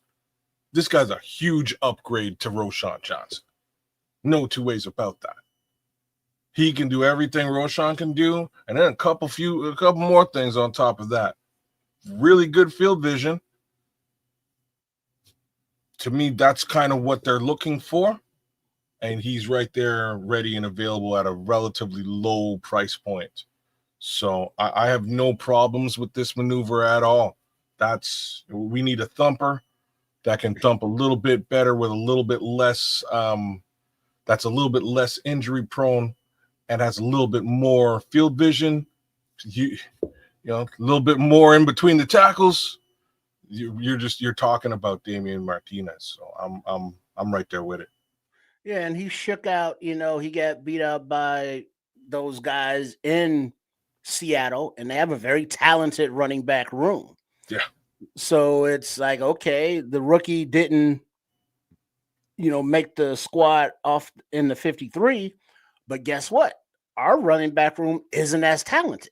So if Mr. Martinez here, who Nomad has been talking about all fucking offseason as one of his favorite running back prospects, is now available, it's like, let's not be like kids. Let's give Nomad some price and be like, all right, Ryan Poles, Nomad's been pounding the table for Mr. Martinez. Go ahead and bring him in. And especially if we need the help. And the guy and Roshan Johnson, I hate to pick on the kid, but what the fuck? Well, So I don't think you're picking on them. They feel for the most part the exact same. Like these, like for like, they're very similar backs. Just this guy's just a little bit more versatile. He just is, and maybe that's a slight to Roshan, but in my opinion, it's a fact. And I'm loving the 6 foot 232. Man, 232 running back coming downhill. Safeties ain't gonna want no parts of that. Plays with every single ounce of it too. Cornerbacks ain't gonna want no parts of that. And linebackers nowadays are like, oh shit, that hurt. Like the stuff so if he can run punishing and he has that versatility, can he pass block? Oh yeah. Oh hell yeah. Hey, let's go. He'll stamp the dog shit out of somebody. The right, no man. The stuff that folks liked about Hankins, they're gonna love about Damian Martinez for sure. One thing I can tell you about that running back room in Seattle, it is going to be ferocious. I'm just telling you right now. I don't know if they're on the schedule, but I would want to see them. And they have a nice offensive line too. And they emphasize with that offensive coordinator, they really emphasize pounding that football. And they put it on display. When I tell you they put it on display in the preseason, they fucking ran over, I think it was Kansas City. Made them probably rethink their religion. They ran them the fuck over. And their top 3 running backs, the lowest one, I'll start with him, a guy named George Holani.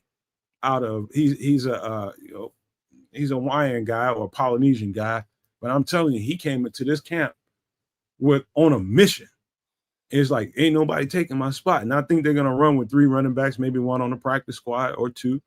But Damian Martinez, they did him a favor and said that, there's no way we're going to be able to get you in this rotation. So we're going to do the best thing we can do for you and let you hit the wire and get on a team that really can use you.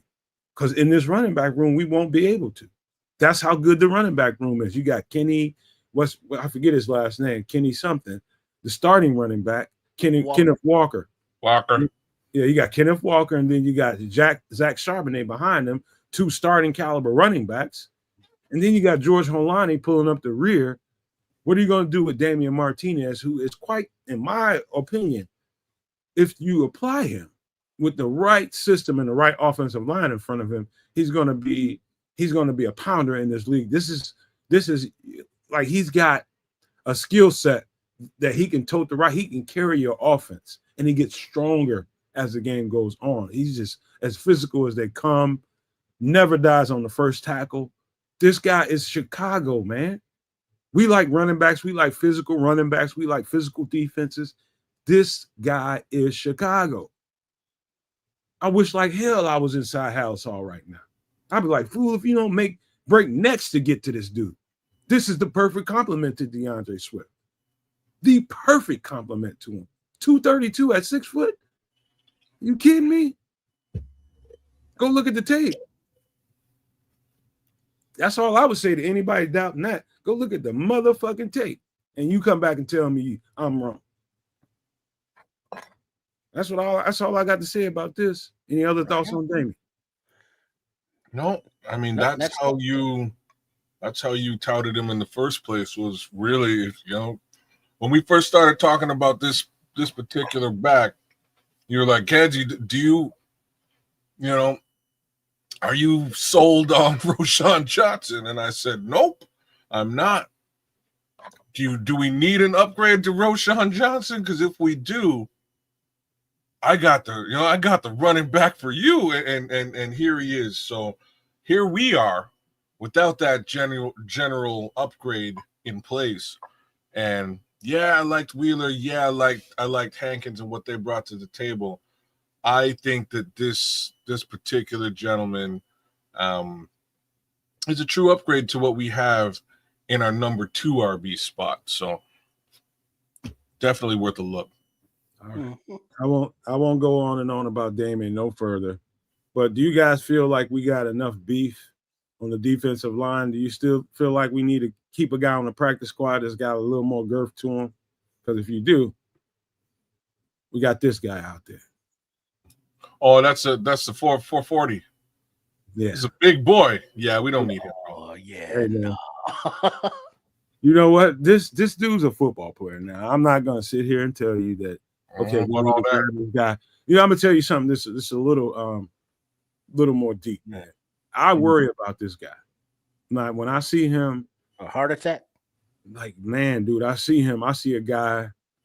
This if you're this big now, and you're playing football, this is probably the most challenging as far as your cardiovascular, as far as your everything, your physical goals. There's really no other game in the world that will challenge you like this game will. You talking about 60 minutes of running, explosion, and if he looks like this after an NFL training camp, like God forbid what happens to this guy when he can't play football. If teams decided they don't want a guy this big on the team, God forbid what happens to him. I worry about his well-being, more than I do about him as a football player. Like Well, you can't be walking around like this. Bro. Well, Crimson's saying that's not beef, that's pork. I'm that's funny, man, but I'm serious, man. I think this guy, he's a health issue waiting to happen if he doesn't get it together, man. He got Man, can you imagine him getting like a sprained ankle or something where he can't run for like a week or two? They need to replace his ankle, man. They're like if he rolls his ankle, they got to have surgery to get that ankle out of there and get some kind of manufactured. Yeah. Oh, that Buccaneers? Is that where he was? Because I remember this dude. Because somebody mentioned in the chat that it was like, and look at this poor sad sack who can't even practice with his team, and he was just kind of on the sidelines leaning on the blocking dummies. Well, this is why I'm surprised we're talking about him. Period, but they wouldn't let him practice. They wouldn't even let him. They're like, bro, you need to cut some of that. You need to go cut some of that. And unfortunately, he just couldn't get it done. And here he is cut. Nah, we good.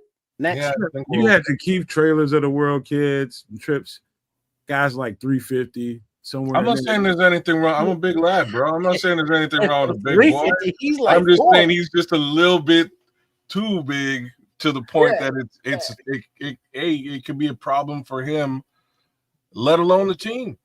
And so he looks like he's a good I don't know what they call it now, but want to be a wrestler or something. It's one of those WWFs or whatever the hell. Well, bro, like WWF ain't like it used to be, bro. I've been watching a little bit lately. You need to move. Like like I'm gonna compare him to Mark Henry. Mark Henry would pick this guy up and throw him at 400 plus pounds and wipe his hands with it. You know what I mean? Wash his hands at the end of the day. Like that's how strong this guy is. Everybody throwing this motherfucker nowhere but God. Bro, Mark Henry will bend. Like Mark Henry will bend. Henry picking that fucker up, bro. We're talking one of the strongest men in the world, bro. He ain't picking one of the strongest men. This guy will bend. I was just watching a little clip, and somebody came over to him and was like, "Hey, you all right?" He was all mad, and he looked up. He's like, "Man, I'm trying to bend this quarter. I'm trying to tear this quarter in half with my bare hands, and I can just all I can do is bend it." And the guy looked at him. He's like, "Are you for real?" And he walked off like, I feel like a complete wuss because like this guy is there, and he showed him the quarter, and the quarter's all bent up. Like Mark Henry's strong like you wouldn't believe. But you want to talk about strong? Look at my man's knees. Now he got 200 pounds on me, and my knees are like, yeah, fuck you. So what do you think this dude's knees are going to do? It's just because he's youthful, man. Like them knees will be okay for maybe a year or two, but at some point it gonna kick in. You know what I mean? Like at some point it's gonna be them knees gonna be like, bro, we can't be Yeah, nah, we good. Our cartilage, that cartilage is gone. Yeah. I feel for this dude, man, because without football, I don't know. A man that big with obviously the eating habits that he has, I don't know that you can maintain a healthy life for long. Because football is going to give you a certain amount of discipline that you're going to have to adhere to, or else because that's what football is. It's going to make you get your ass right. You can't keep running around like this, man. You cannot. So, sir, I hope that you take to heart if you got cut. In fact, if I was him, and I know it's easy for me to say because I'm on the outside looking in, but if I was him, I'd sit out a year and just work on trimming 100 pounds off of me and just worry about that, and then go back to some NFL camp and try to get on some team. I know that's not going to feed you. I know that's not going to put money in your bank account, but it's going to save your life in the long run. Well, he probably just got a little bit of money, right? Like a little bit doing whatever it is that he was doing. But here's the one area where that worries me. There's Burger King commercials. He can do those in the meantime. Ain't nobody trying to look like that. You know what I mean? Like nobody wants to watch that. Well, I mean, he could literally be the new put on 400 pounds if I eat at the Burger King. Sweet, I'm gonna go to the Burger King. Put him in a like Jimmy John's or Subway, be their spokesman, and do like a live, commercials. Is like, we're starting out at 400 and whatever the fuck. How many Darren pounds. At Subway is what you're right, and now this is all I've been eating, and I've lost hundreds of pounds. There's his money right there. Well, I'm just worried about one thing, and my thoughts is likely football was the area where he was getting his exercise, where he was, where he was sweating, where he was pulling off whatever little weight he could pull off. My worry is that now that he's been cut, he may not have that outlet from an exercise perspective. He may not have that motivation to go out and be active.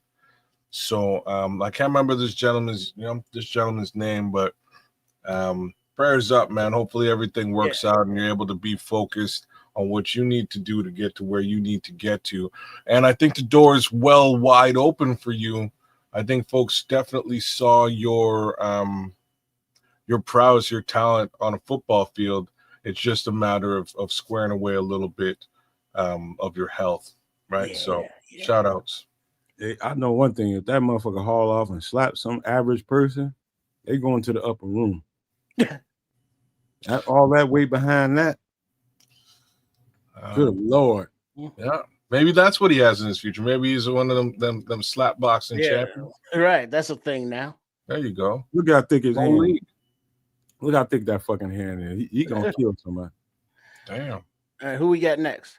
That's it.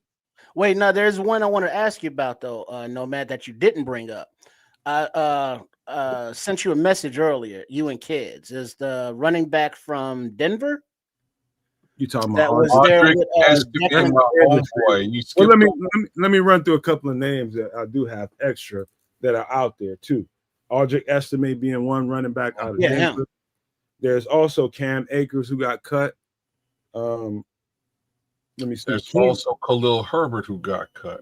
Khalil Herbert. You got Kenyon Green, who was a high draft pick out of, I believe, Georgia. I think Philly had to cut him. Again, a great team having to cut a good player.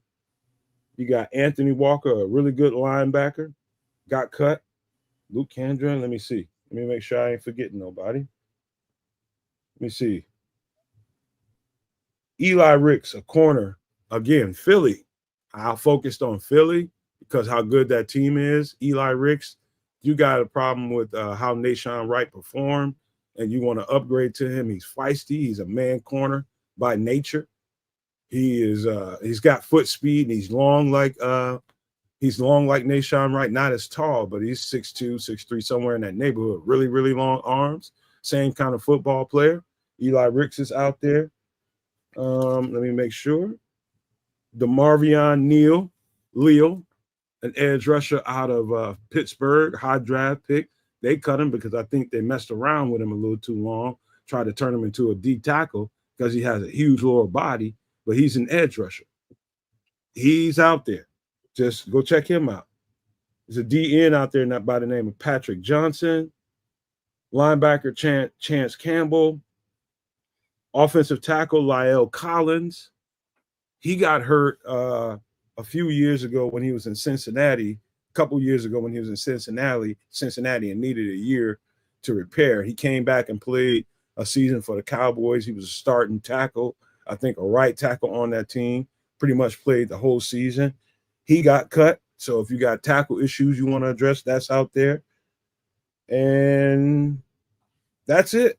What else Well, you got? so the question is, so the 53-man roster as it stands right now, we all agree that the running back room is a thing and that there like Martinez or other players available there.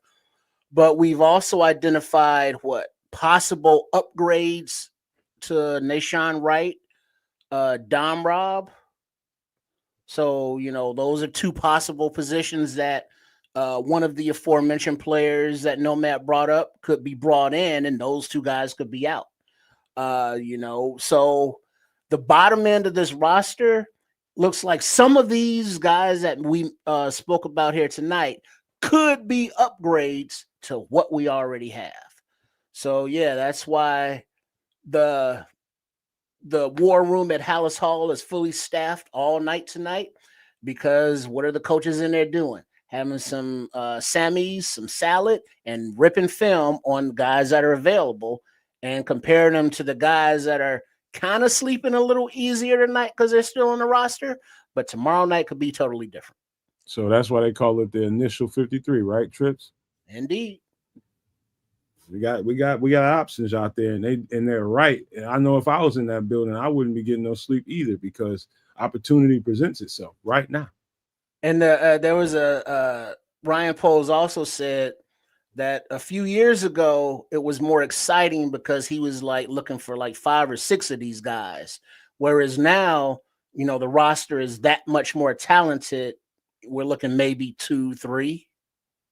Yeah.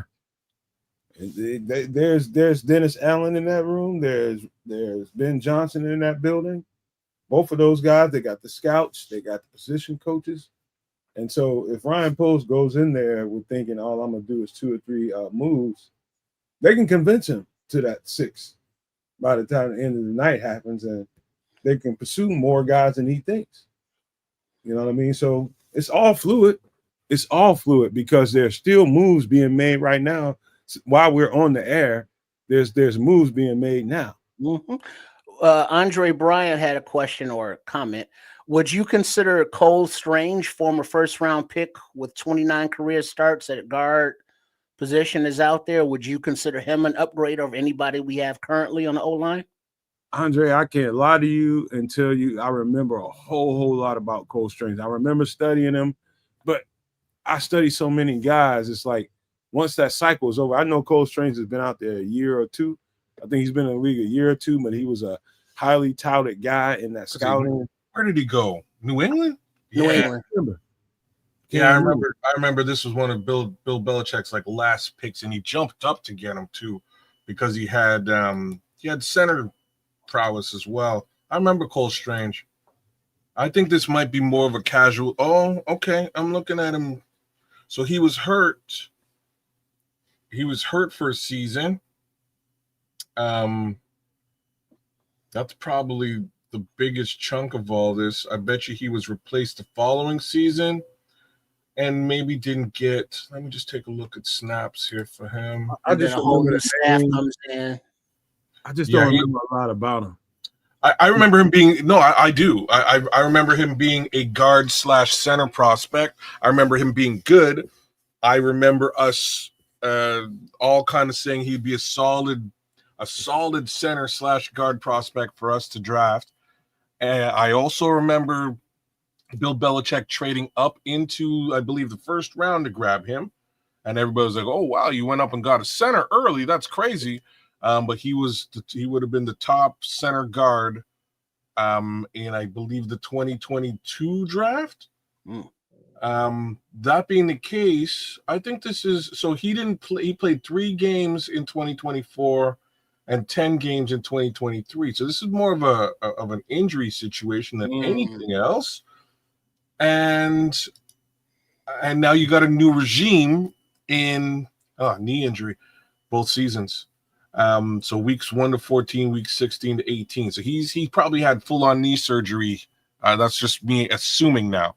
But and then you turn around and you look at a whole regime change in New England. So maybe, I don't like But So if healthy, do you think he's an upgrade over anybody we have now at guard or wow. center? So here's the question of the day. What I up, think FFG? I think he's a good line of sight with respect to Ricky Stromberg, but I really hope we secure Ricky Stromberg on this practice squad. And if we do, if he clears waivers, I hope we continue to develop him as a talent.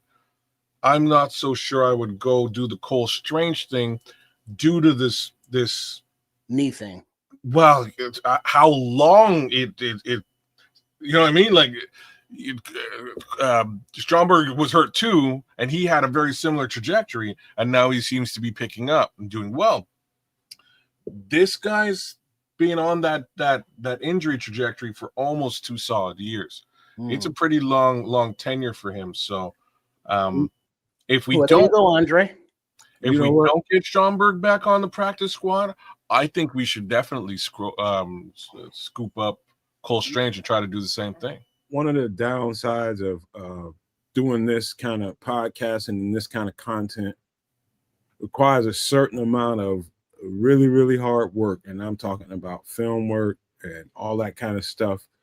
And to everybody else, it probably seems like a cycle of a season moves kind of slow. But for me, doing all that research on these players, seems like tomorrow I'm going to be having to look at a whole another round of NCAA football players and kind of having to flush the players that I just did the year before and the year before that. That's difficult, man. It's very, very difficult because when you like him Andre bringing up Cole Strange, I know him. I know I've seen the film, but that's one of the downsides to it. You can watch too much film and it turns into overkill and the recall sometimes ain't there. It must have been something about Cole Strange that didn't really stick out to me and sit with me. Because go ahead. I don't know. I don't know about that. I think it was just it's been 2 solid years since you would have looked at him. Yeah. You know what I mean? Like, especially at the offensive line, you've been looking at so many offensive linemen over the course of these last couple of years. What is there to remember? But I definitely remember Cole Strange. I remember us scouting him. I remember him being, I remember him being a guy that Bill Belichick looked at, loved, and traded back up to draft. So I think the talent is there. I think Bill Belichick saw that early. I believe the talent is there because I think we had identified it at the time too. My thoughts now is, can he recover from that injury and get back into form? Because if he could, I think he's somebody that any team should potentially throw on their practice squad and develop up. All I know is I don't want to be. No, even though Corey Kiner has got a high ankle sprain, I know he'll be ready in a few weeks, 3 to 4 weeks. Somebody, I think I saw that he passed waivers and they put him on IR in San Fran. Yeah, he's back on IR in San Francisco. Yeah. Crimson said, "No, man, how could you not remember in detail the college tape of a player that got drafted by another team 3 years ago?" Exactly, right? Exactly. So I ain't gonna hold it. I'm not gonna hold that one against you. But I do remember him, and I remember him being very good. Sometimes the recall, it's like certain players, there was something about Cole Strange that didn't set with me. And when they sat with me, I'm gonna have that recall for you. But him, there was something about him that really, I don't know. Maybe it wasn't. Well, he's more of a meh. Yeah, maybe. But I think him and Stromberg was the same draft, man. Yeah, they were. Yeah, they were. They were. I remember that draft, man. It was I can tell you a whole lot of stuff about that draft and where we were and all that kind of shit. But you know what? They got us tomorrow. Kids, they got us tomorrow, and they got Chef Trips tomorrow at 8 p.m. Central, man. So I would like to not use up too much time here because I want to cut this show up into some shorts. But now, the fun thing? What's that? Tomorrow, we get to talk about a whole new topics as who has the Bears signed to their practice squad and/or roster. Right. Yeah. Because that happens at noon, right? Tomorrow? Noon. Don't get me to lie to you. It might be noon. It might be 3. I think it's more like noon trips. Yeah. I think it's opens up at noon. Because 3 was the today. That was that time today. Tomorrow it's at noon that the waivers are available. Before we shut this down, I just want to say one thing, and that is I hope that they go get Khalil Herbert. And we haven't talked about this at all. That's what I hope. What? Yeah. Mr. Shit on Khalil Herbert says go get Khalil Herbert. At what point did I ever shit on Khalil Herbert? Shit on him tonight. Huh? You shit on Khalil Herbert tonight. What did I say? We didn't talk about him tonight, did we? Yeah, I think you mentioned. And what did I say about Khalil Herbert? I said something about Khalil Herbert. Maybe because I said it. Kid said he got released, but we didn't talk about him. I said something about Khalil Herbert, and Kids was over there shaking his head and ready to shit. And I think he did shit on him because I was saying it. No, you said that Roschon Johnson was better than Khalil. What you said was Khalil Herbert. What you said was Roschon Johnson should be looked at as having the same problems running behind the offensive line as Khalil Herbert. Yeah. And I said you went too far because Khalil Herbert didn't have no problems running behind this shitty offensive line. He made it work. That's what I was saying. Okay. When we left it alone, I at no point have I ever, and put this out there straight up and down. At no point have I ever shat on Khalil Herbert. He is not Velus Jones. Okay. He can hold the football. That might be actually true. I remember. Okay. You might be right. Now here's a question because Khalil Herbert was here before. Now, granted, it's a whole new coaching regime, but Ryan Poles is still here. Now there are only 32 teams. So if the team wants to bring you in, obviously you'll be like, yeah, cool. But do you think there's any beef with Herbert and the Bears? Yes, I think there's some. Yes, like don't get it twisted. But is the beef with Poles or was it with like Flusen? You know what, Trips? What I think is if Khalil Herbert is smart, he's a willing participant in any kind of negotiation and any sit down to alleviate that because you're a pro and you can't hold on to that kind of shit. I hope everything you just said is facts, bro. You know what I mean? I hope that's how this thing goes down. But I think the devil in Khalil Herbert is one that, despite offensive line woes, will run the rock, will catch the rock, will get it done in space. There's really nothing that I can say here. Okay. Here's the one thing I can say that's slightly negative about Khalil. I had to find it, and that is he's not the greatest pass protection back, right? Like that's where he falters, and that's where Roschon shines. So what wound up happening is they put Roschon around. They gave him a lot of shine in pass protection case scenarios. That's how he got on the field, which is a great way to get on the field. Unfortunately, he ain't it. I think you bring Khalil Herbert back here, and he can really help retrofit this line. He has no problems going north and south if he has to. Ain't a power back, but he can run between the tackles. All right, kids, to FFG style, his comment, would you rather have Khalil Herbert or Damian Martinez? I'm good with either one.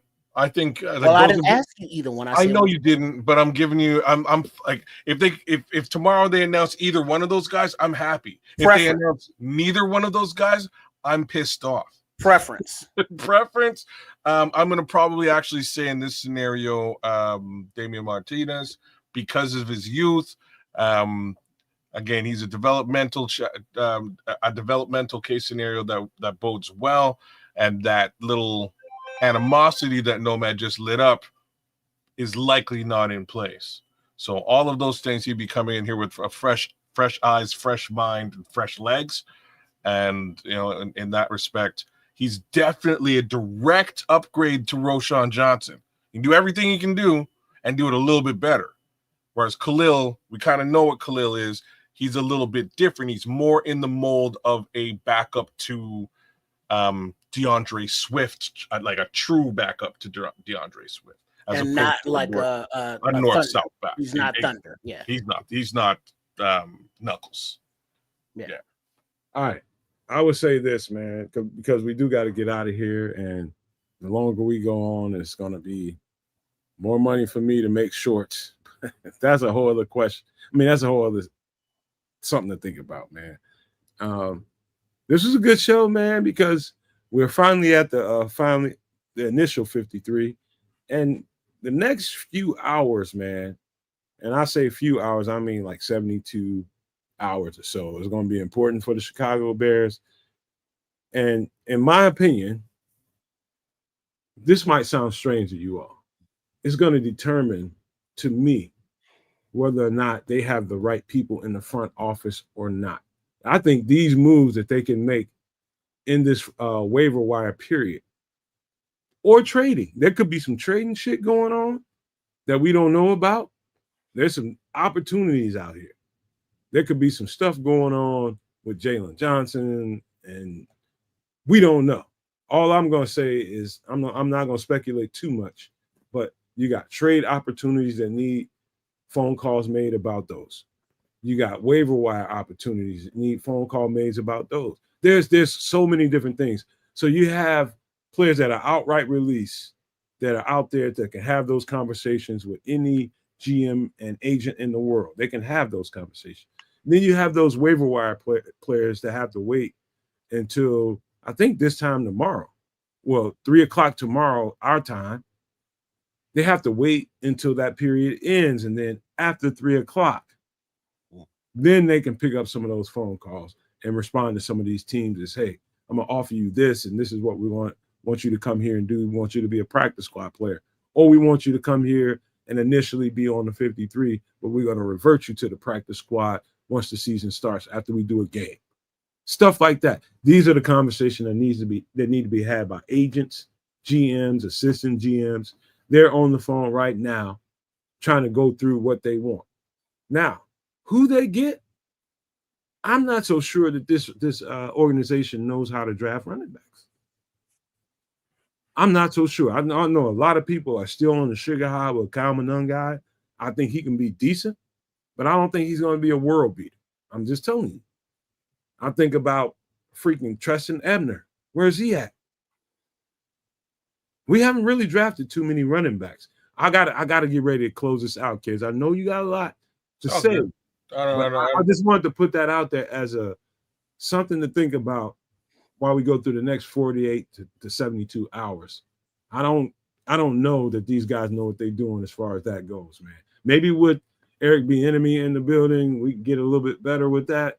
I don't know, but fucking something's off when it comes to that to me. Something's off. But that's my take on it. We'll be here tomorrow night, 8 p.m. Central, with the chef. Me, the chef, and kids, we're going to do our thing, man, like we always do on some extra sauce, man. And thank you guys for being here for this special edition of Nomad at Night, the initial 52-man roster, 53-man roster. My bad. But let's give it around. Let's just pass it around, man, for some pleasantries before we get out of here. Man, we'll keep it short and sweet. I do want to give a big shout out to all of my folks at Keds the Canuck right here on YouTube. We are now officially over 100 subs, which is awesome in the short period of time that I've been doing this stuff. Thank you guys. We're about to light things up one more time for Superflex, so keep your eyes and ears peeled. And yeah, man, that's all I got today, man. Big ups to all the No Maniacs and the Super No Maniacs. Big up to y'all for joining and gifting memberships today. That was really awesome to see. Shout out to Ron Winarski for doing that. Big ups to Paul for getting on as well. Shout out to Dante Purify. Big ups to all you guys, as well as Jim Hunter and Dan Brown for getting on and becoming members too. But we'll keep it light and short and sweet and move right into extra sauce tomorrow. Trips, what do you got to say? A shout out to all of these motherfuckers in the chat on a Tuesday night. On a Tuesday. For 3.5 hours talking about this roster and possibilities. So big up to all y'all. Shout out to Kids Canuck, Sports Chicago Style. Shout out to Coach Tripping, Chef Trips, who will be in tomorrow night with the segment on Extra Sauce in my friend the kitchen. And a shout out to Trip with his adorable ass. And everybody, oh, look at the adorable ass speaking. Oh, look at the baby kids. Get those baby kids Zerberts and eat those piggies. Get those piggies too. Yeah, get those piggies. and big up to everybody who's shown love and commented and subscribed and liked to Sports Chicago Style. The crew, we all thank you. And looking forward to just keeping the content flowing. No, Matt? Amen to that. And thank both of you guys for being here, man. And thank Sports Chicago Style. Thank Kaz the Canucks channel. Go, please subscribe to the channels. And I don't like to bark out instructions and be trying to tell people what to do. But the truth is, and it should be said, the support that you give us here on the Nomad Network, I don't understand why everybody doesn't give it the same way over there. Same people, just on a different channel, growing their channels. I respect the shit out of you, Nomaniacs. I respect the shit out of the Super Nomaniacs. Everybody that supports what we do, I think highly of you. I love you all because there's not very many channels that can go live at any given time of the day or night and have a bunch of people there to support them, listen to the content, and interact with them. We got that going on over here in spades. And I just like to see the same energy over there on both of these guys' channel, man, because they work their asses off. I know Trips does. Kazagurian start working his ass off a little bit more, but he's doing a whole lot. He ain't gonna work his ass off. Well, no, it's just the look that he had on his face. Like, what you mean I ain't working my ass off? He ain't done as much as you have, man. That's true. Oh man, I only have one personality, so I'm good. I come up with a couple more before I can reach where Triple R's at. Trust me. All right, man. Hey, but Trip should be. I take my hat off to the amount of work that he puts in over there, man. I think that's special, man, because what people don't get about Trips, and they will soon find out about Trips, is his talent level. His personality is transformative in a way because you don't really see somebody that can step into so many different roles and give you those skits in those formats, man. You know, that's not easy. Like, I'm not doing that shit. You know what I'm saying? But he's brave enough to put those kinds of acting roles into all of those segments, man. And it takes time to edit that stuff and get it to look the way he wants it to look. I think that shit's respectable as fuck, man. And so I take my hat off to him. That's all the more reason to go over there and subscribe to the channel. Kez, what he's doing and what he's trying to build up and where he's going with his channel, I know exactly where he's trying to head, I think. But I think in given time, I think people will be completely pleased with what Kez brings to the table, whatever direction he goes, whether he stays in Bears content or he branches out and starts doing other things.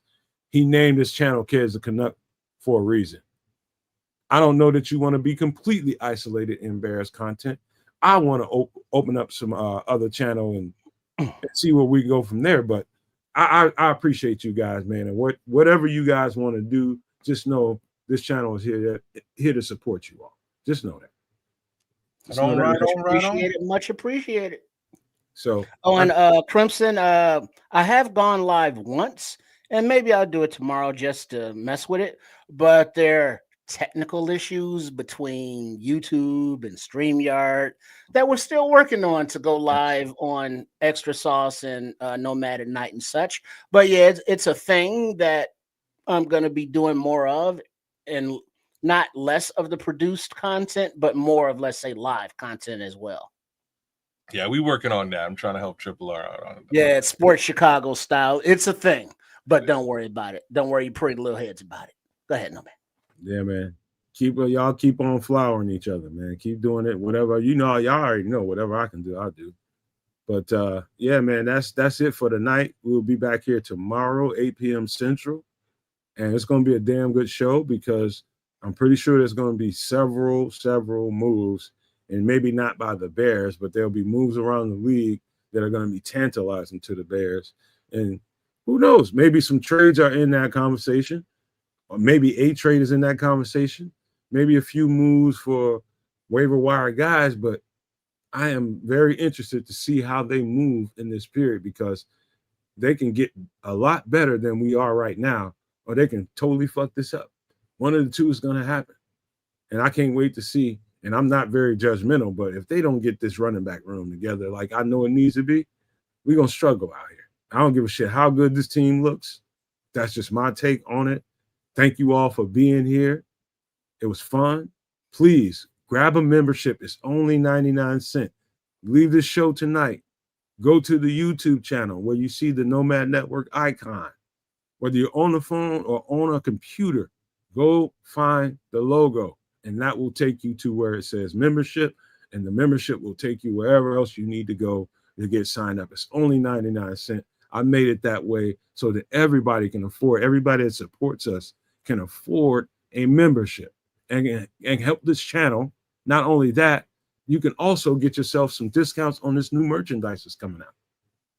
And so that's coming out in several days. It's going to be a few days before we tell you all go grab this stuff. And I'd rather you have a discount being supporters of this channel and all three of what we do. I'd rather you have that discount. That's just our way of saying thank you. Grab the membership, please. Leave the show and go grab the membership. I would like to see 50 to 70 people grab a membership before we do our next show tomorrow. That's what I'm praying for. Grab a membership, please. It helps us, and it's going to help you when you going to get that merchandise. But that's it for tonight. And I thank you guys again for being here. And I'm going to leave you with these famous words.